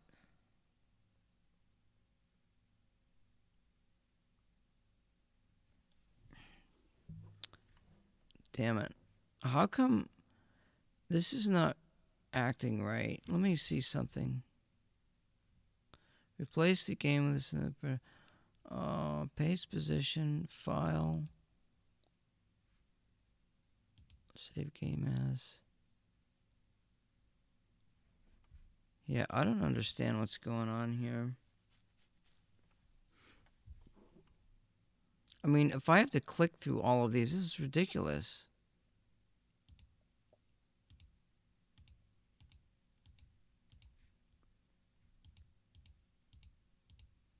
Because I want to be able to look at the board.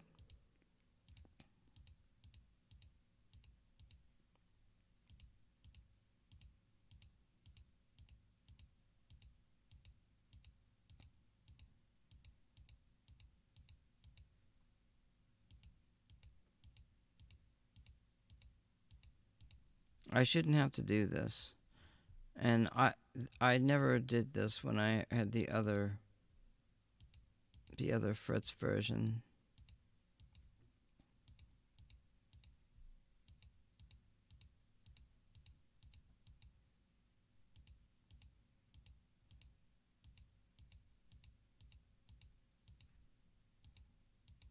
See, I can play these and then look at the stats on the openings.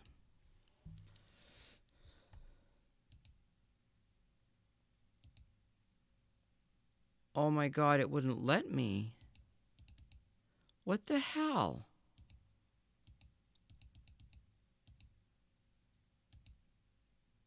I'm confused.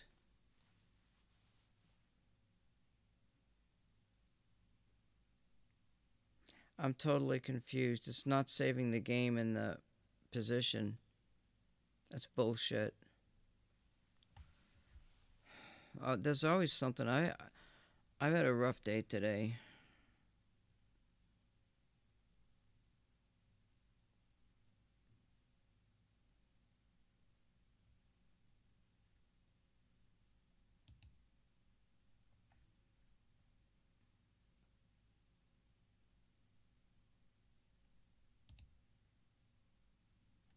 Unbelievable. Openings book?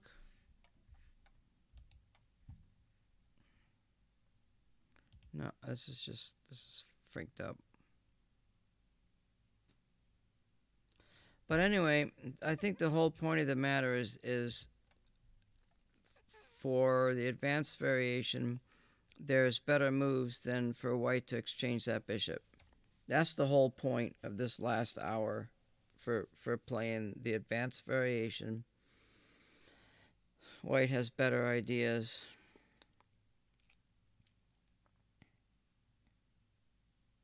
So then it's a question of, well, what's black going to do with the other three options?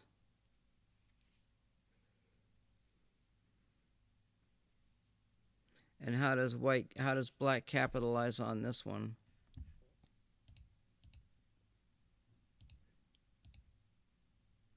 You know, white plays that move.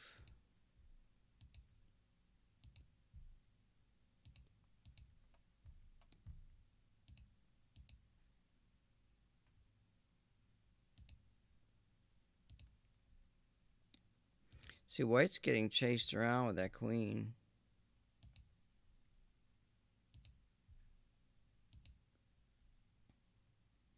Now, I don't understand that move. Let me just back this up here. So white's ahead. A little, yeah. Now let's check it out again. White's still ahead. Well, I don't understand. That's ridiculous. Because black's going to take the bishop anyway. Why bother weaken that pawn?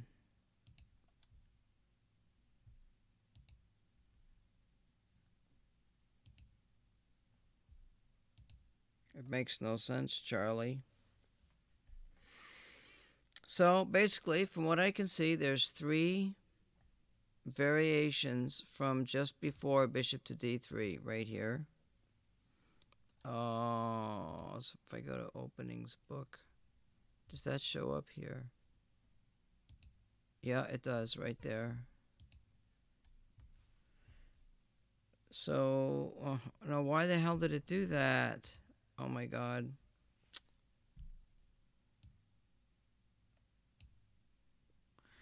I guess it does it by position of the board instead of moves.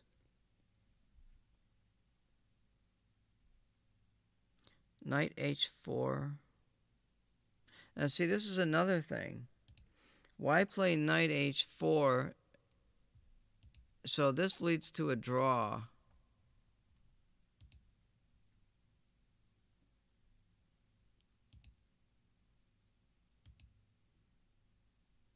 Why does that lead to a draw with the knight on the edge of the board?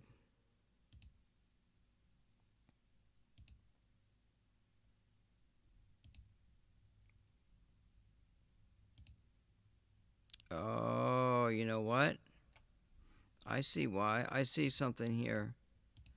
Black played bishop to e7, blocking knight to d7. That's not correct, because the whole idea for the Caro-Kann is to move this c-pawn. So black's wasted a move by putting that bishop there.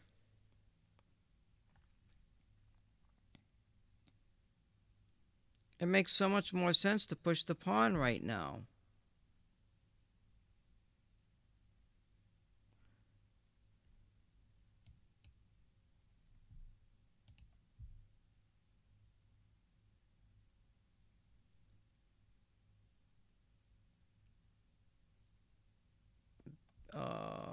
Bishop to e3.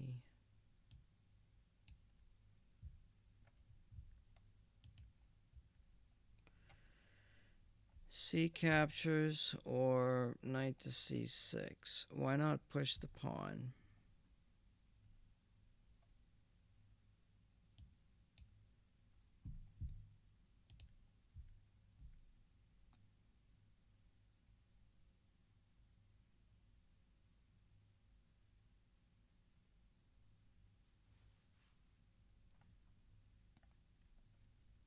Queen to d1.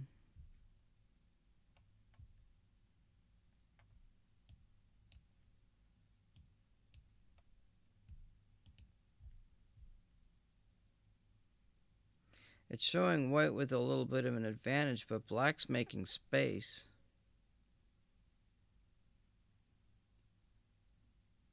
And there's no games here.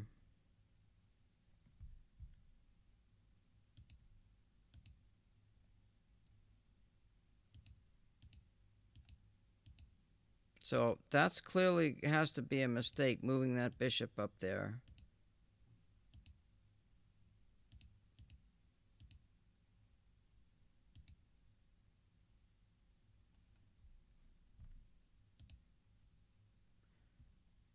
What the hell is G3? No, I don't know what that is.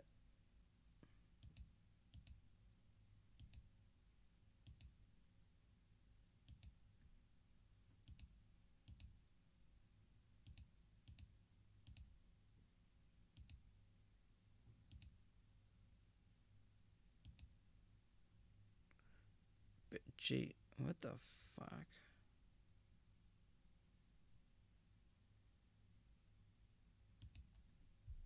Oh, black played this.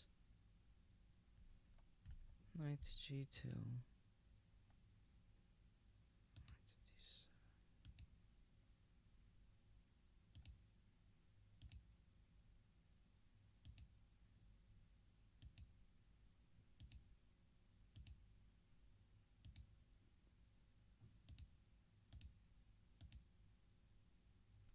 And that's as far as that went. With white having the advantage.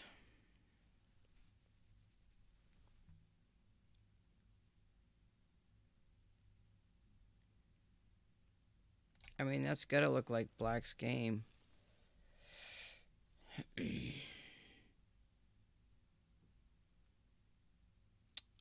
Black has a good bishop. White has a bad bishop. So this is endgame material for black right here.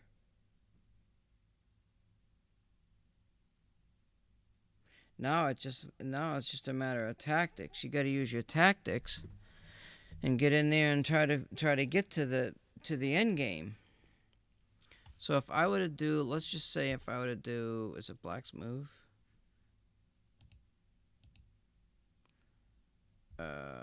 Let's see, what can white do? What if white just decides to go ahead and do this? I think it's premature.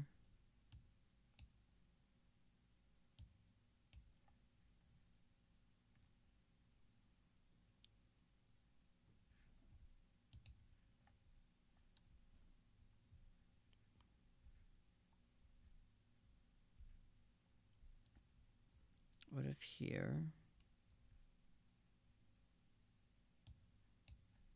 No, I can't take because that would give black a good strong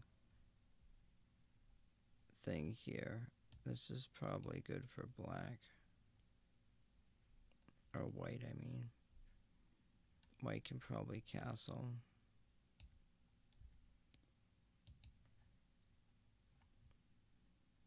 It's showing white with more of an edge.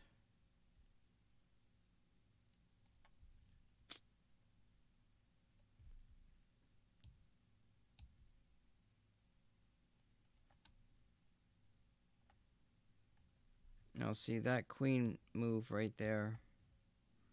That's gonna be a problem.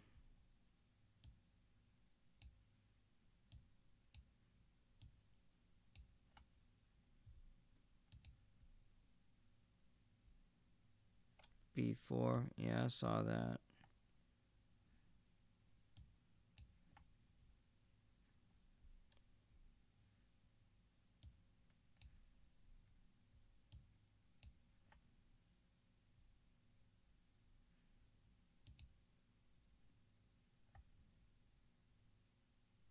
F6, knight to B3, F6.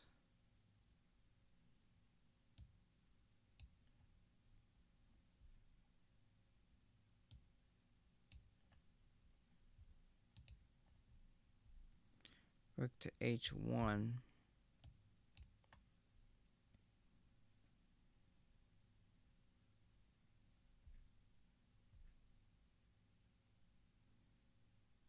Black's pieces are really cramped here. It's a closed game. White's got two knights.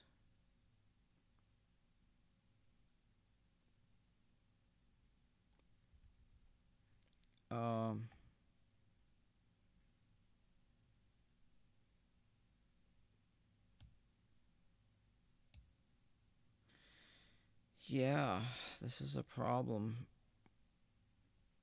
Is it black's move?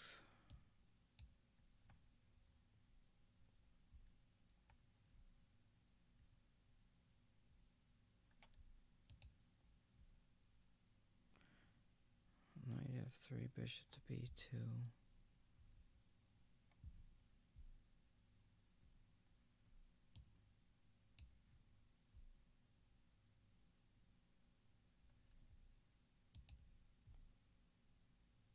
King to b7, a5. That pawn's going down.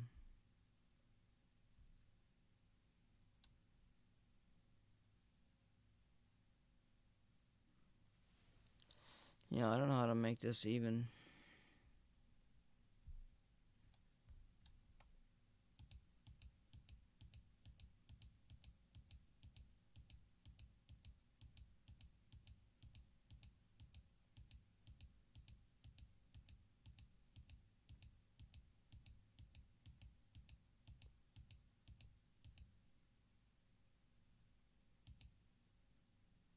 Yeah, you just gotta you gotta push them pawns and not move that bishop up there. That was the whole problem. That's the Caracan advanced variation. Yep. So then you could go. Well, let's see. We could do. If I go to file, openings book.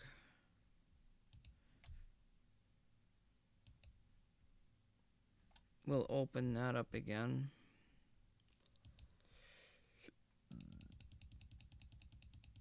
So, why do people play the openings they do?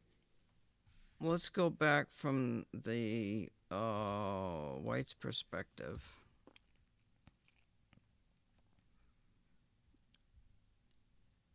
Let's say if you're a totally beginning player and you play something like this.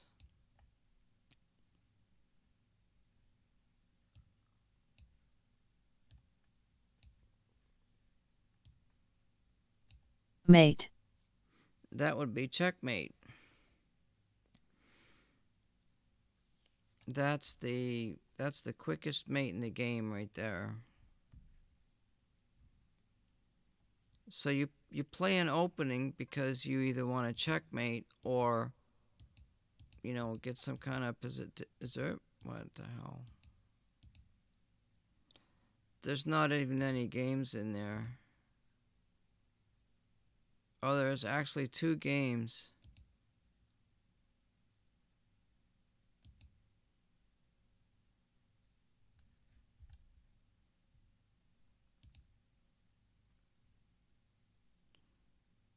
E6, G6.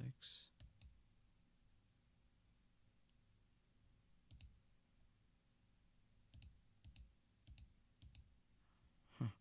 Somebody played a stupid game and decided to quit. That shows white quite ahead because so now white has these open bishop diagonals like this, say all that room, and white has these knights attacking these squares. Pawns are up here in the middle of the board. Black's done nothing. He's even hemmed his bishop in and knight.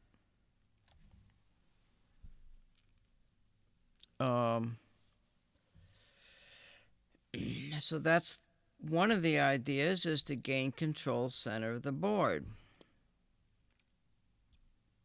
Another idea would be, let's say we play this, play this, and play that, and play this, play. Well, it's just, I usually play that move because I'm afraid.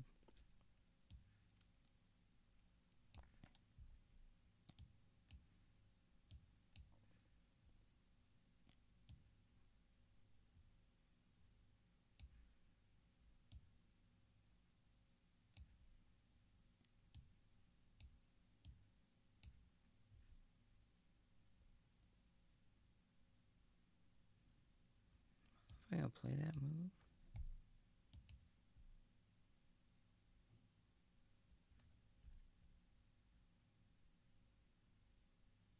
It's not what I usually do though.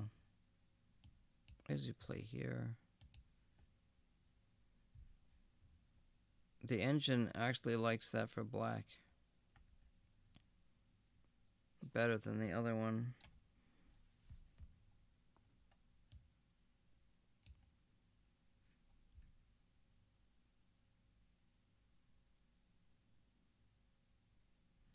So now black's good bishop is the light squared. No. Black's bad bishop is the light squared bishop right here.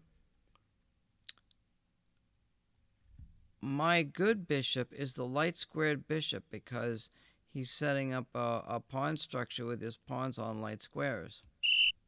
Now, maybe that can change, but if I leave my pawns where they are, I may have a chance in the end. So I don't want to trade my good bishop for his bad bishop. That'd be no-no. I could try this. Black could try this. I could try...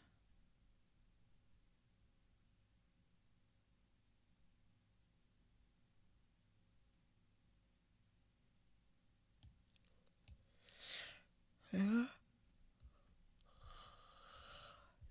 Wait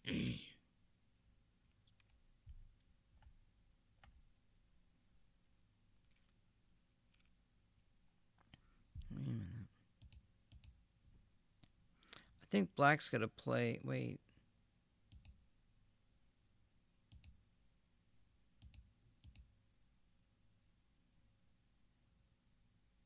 Yeah, black's got to play... But that's a bad bishop, though.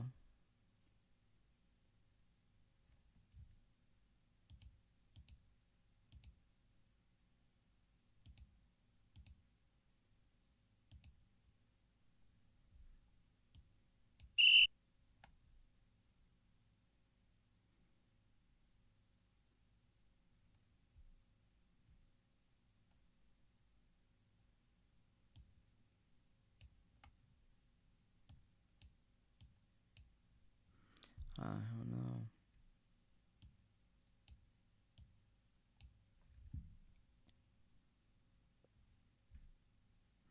Now, if I could get a knight on that square...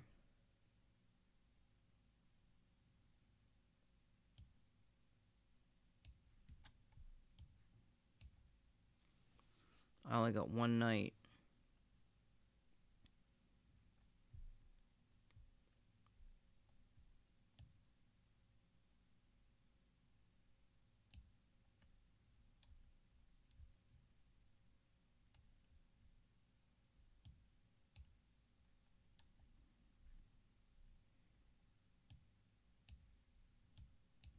Now, see what's happening here?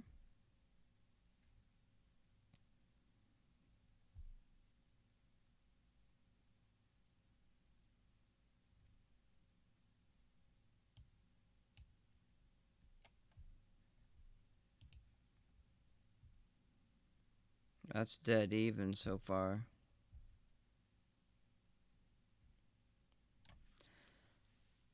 So if I can get to an end game and keep my bishop, you know what I mean, Vern? Now it's tactics to get to the strategy. Black has two freaking knights. Whose move is it here?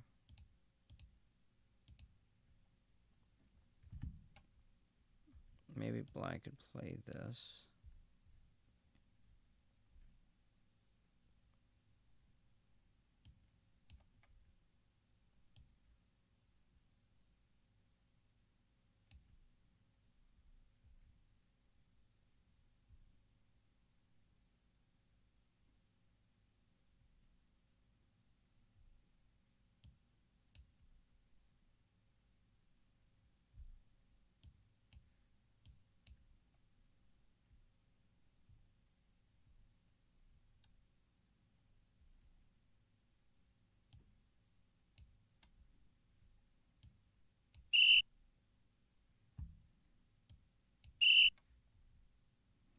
Ooh, that pawn is pinned.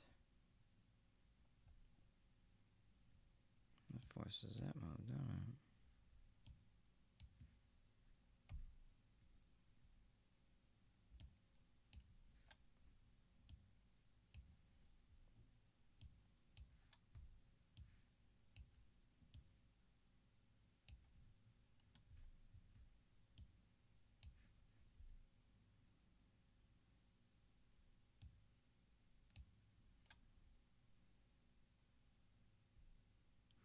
Now black could try this move.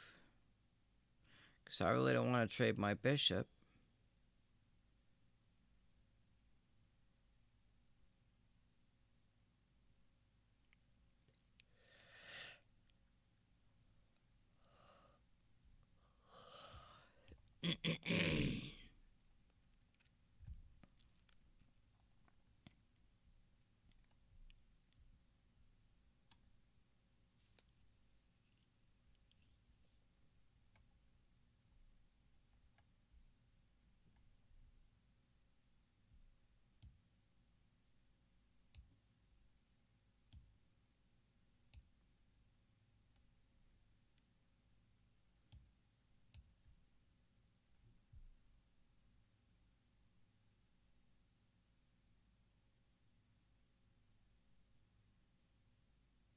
Oh, look at this move.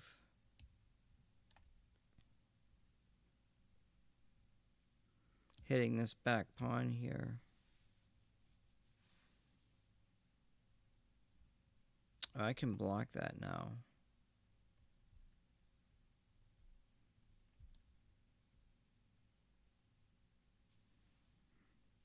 Let's see, what if I played here, here. Here.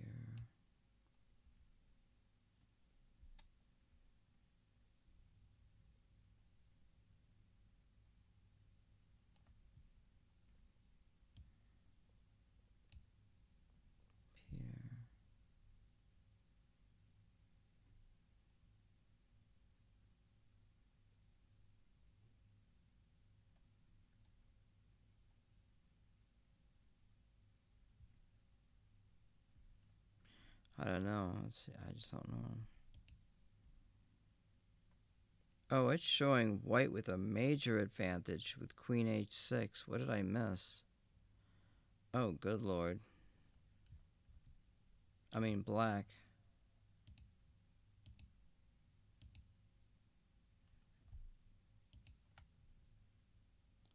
Queen captures at e3.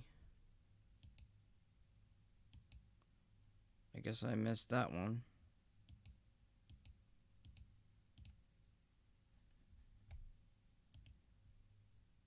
Yeah, it's equal right there, so I blundered. So, like I said, it's a matter of tactics and putting your pieces in the right position. That's what it's all about. Let's see, we go back here. So that's my typical line of play. Now, you get into a game like this. People play the Sicilian because they think it's the right thing to do.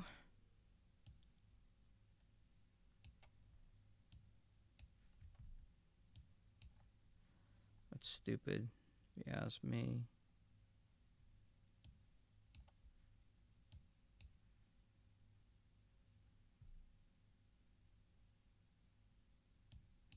I don't know what the fuck I'm doing.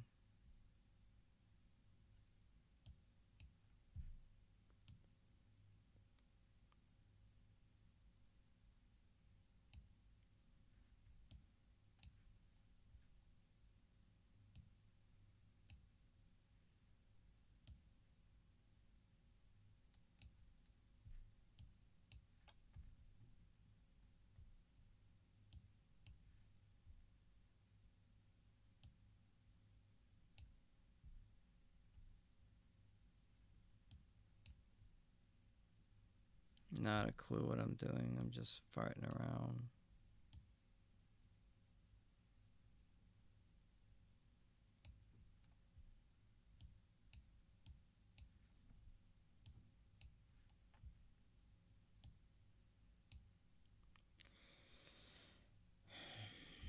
What's that look like? That's showing white with an advantage. So, what was the general plan there? Just maybe trying to open up the center, just taking control of a center pawn, a center square. That's why moves are played. So, if you have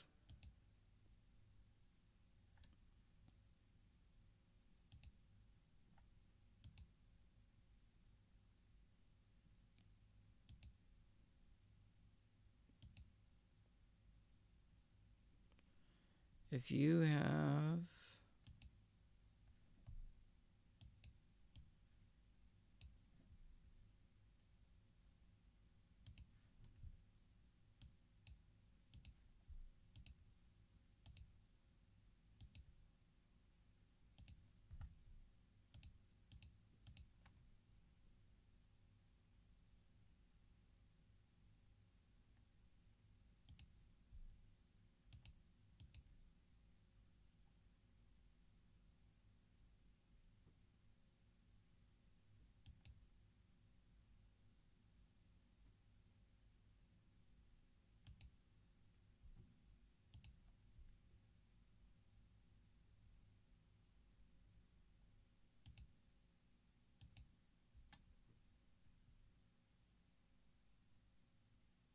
right, something's wrong with this.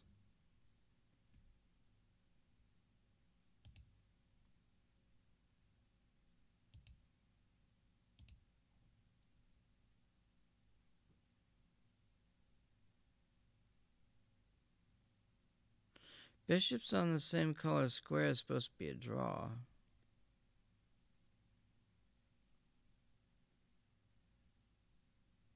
Bishop on opposite color square.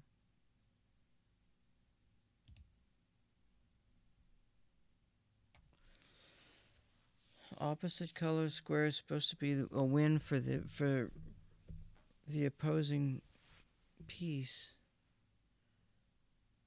But in this situation, each side can attack the other side's pawns.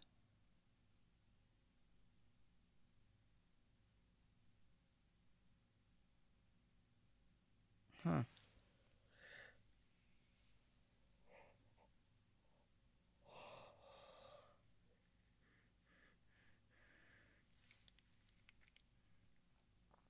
Oh, I hate chess. That's why I got out of it, because there's a lot of logical thinking going on, and it's just not my forte. I can't figure this out. I thought,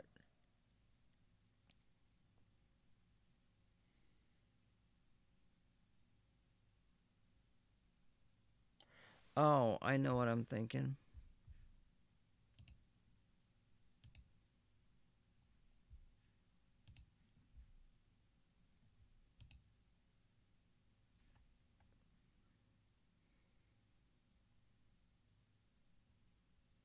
That's the position. So it's a board with there's a rule here about bishops and colors, and I don't remember what it is. But I can tell you from looking at this, white's position is better because white can attack black's pawns. Black cannot attack white's pawns. So black's bishop's effectively useless. But they're on same colored squares. Now I'm actually gonna look this up because let's see.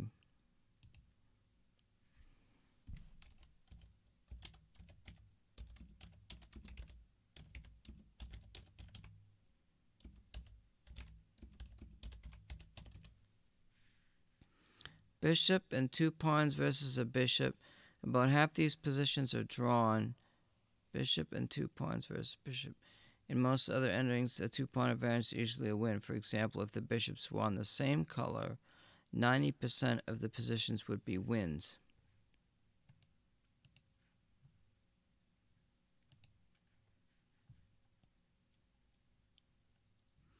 Bishops reside on opposite colored squares, and thus they cannot attack each other. But in this situation, they're on the same color.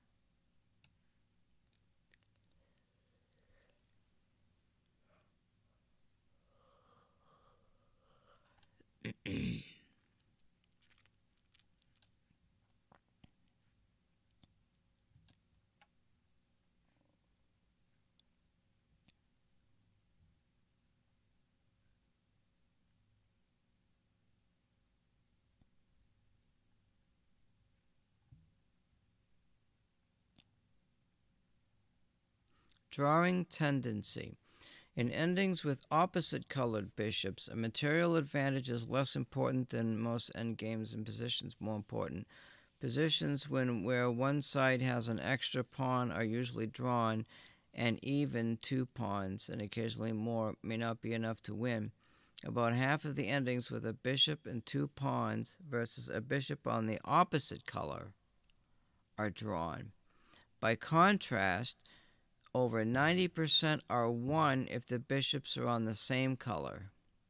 Aha. And so that's the situation. The bishops are on the same color here, and yet the opponent's dark bishop cannot attack my light pawns, whereas my bishop can attack pawns.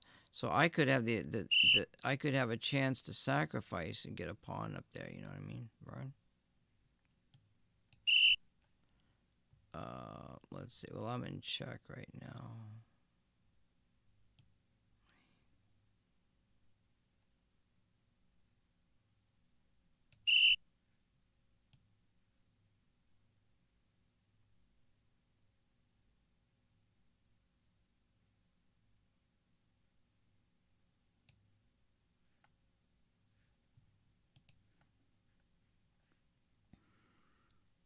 The engine shows white ahead by 13 points, like a massive advantage. Massive advantage. King to d5.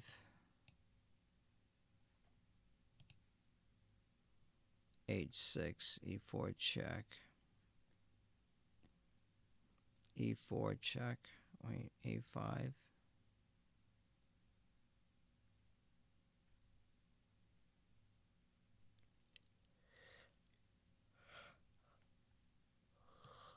I like that move right there.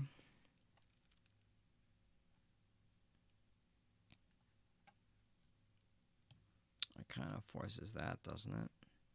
Actually, I could just go here and then there and get a queen.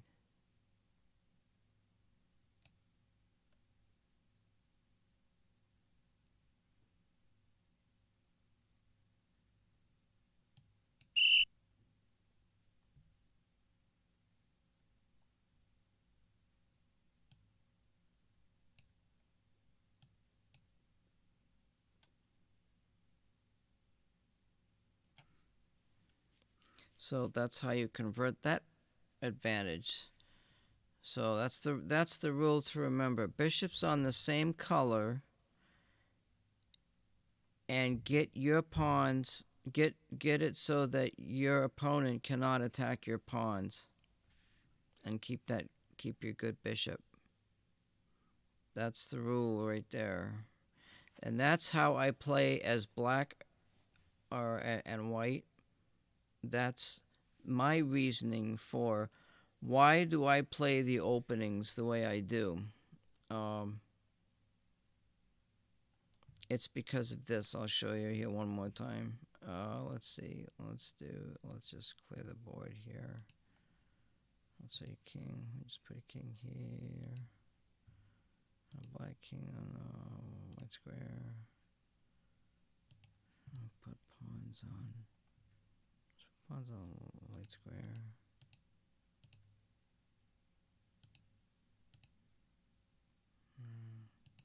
Black pawns on dark squares. Black bishop on here. White bishop. Wait. I have to have a dark bishop.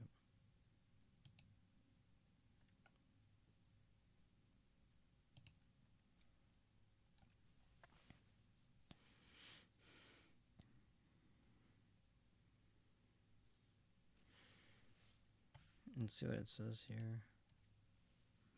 It's a little bit of an edge for white. Not much. And then the question is how you would play this game in order for white to win. because this is a win for white.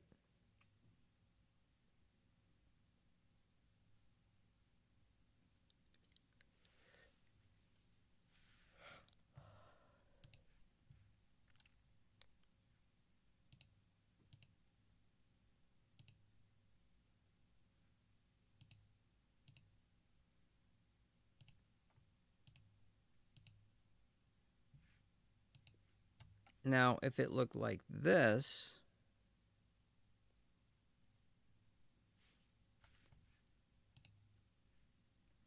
it's showing equal, but that's more of a win for black because now you can see white's bishop's restricted. So white would have to try to play onto the dark squares, and black would have to play onto the light square. Oh no, stay on the dark squares.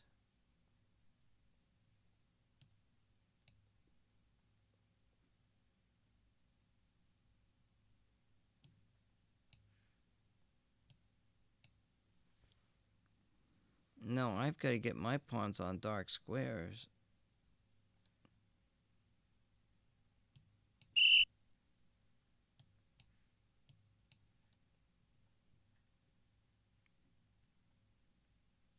Now, I don't think black can pass a pawn here.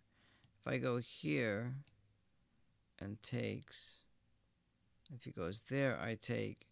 Yeah, so he can't pass a pawn there.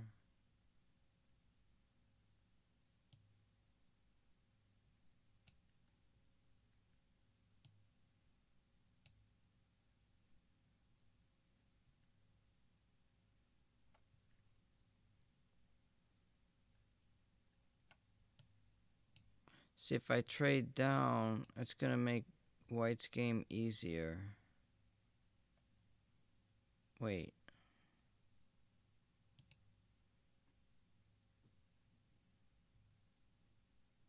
It's showing black with a little advantage because of the pawns.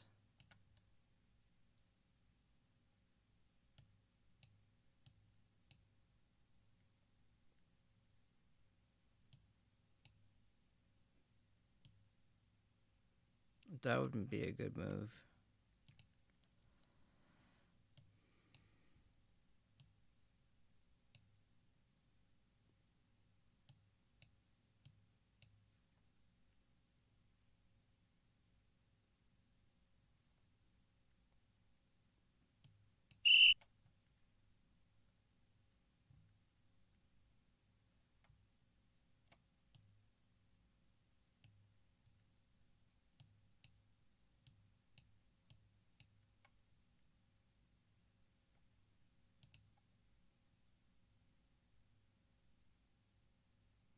Now white's got a big advantage. It doesn't look like it, but it is. Okay, so we got king e5. King, what's black's move? King to e5.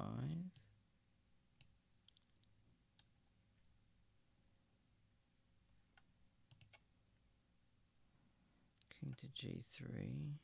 Why g3? King to d4. Bishop to e2.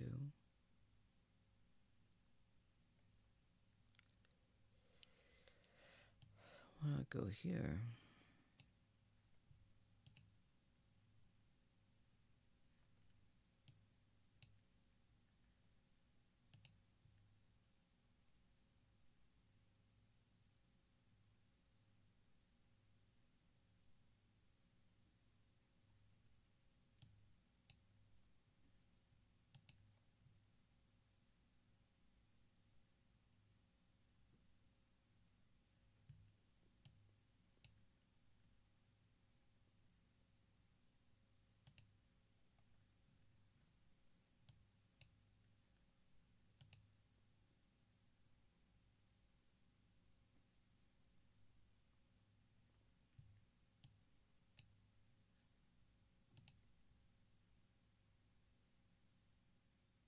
Is that black's advantage or white's?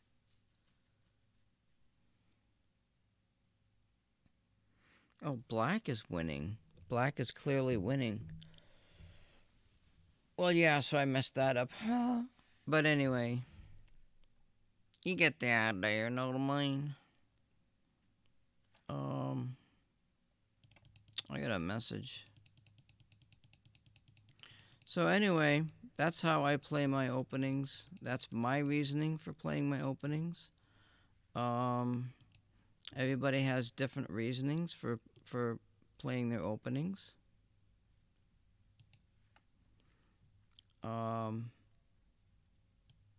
You could try something like this. You could do this. Well, you can't. Oh, so you can't do that.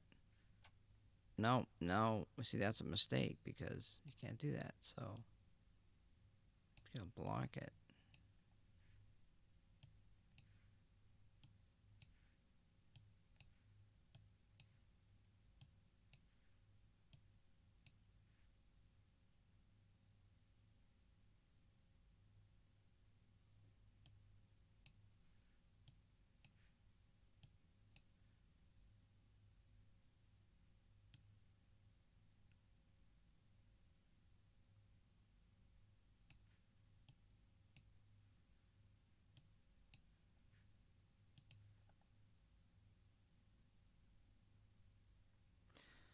You could do stuff like this and then just get into tactics. It doesn't have to be.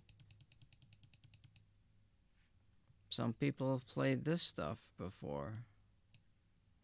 These are like, kids will play this because they want to get the rooks out. They think the rooks are important.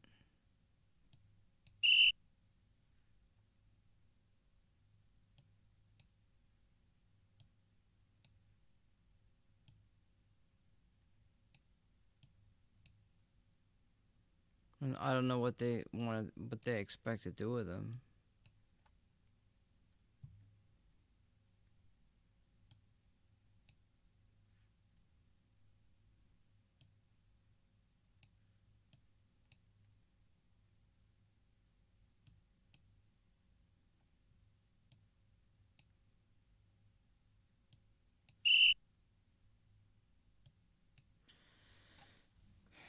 I mean, you can do anything you want. If and you could trade your rooks for your bishop. Well, look here. What's this? Well, that was a little messed up.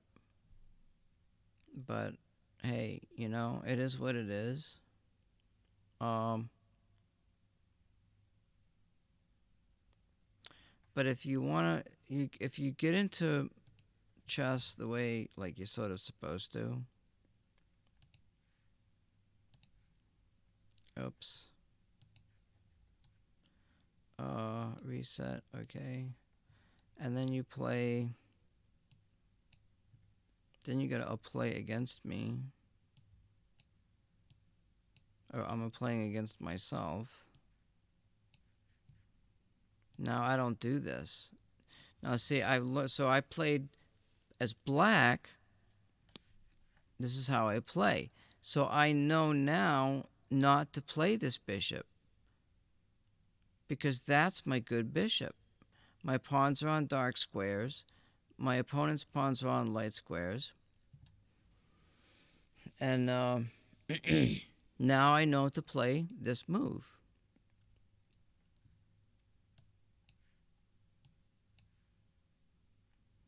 And there's this.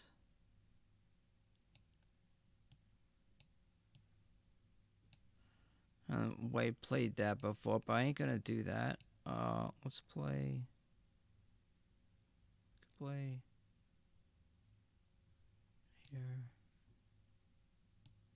Oh, I can't do that. Play here. I could just go back, I guess. See, black's screwed up there. Wait, let me go back. Let's see. Let's play. Check here. Castles here.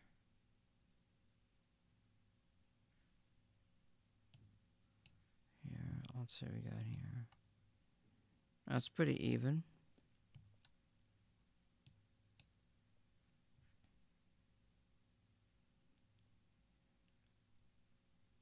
That knight's looking a little menacing over there. Oh, look at this. Knight to d7. What's wrong with that move?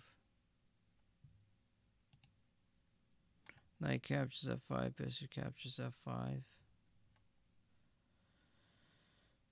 Knight captures.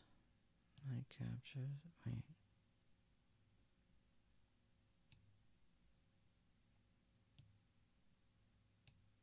Oh, I lost a pawn there. I gotta see what my message is. Got a message.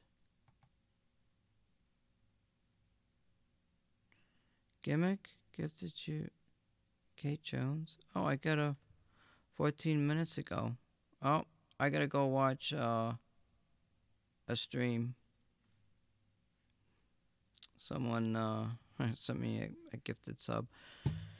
So anyway, now you can see what you could get a better idea of how I look at chess. And if you learn about how I look at chess, then maybe you can beat me if you think you can. But I am done for tonight.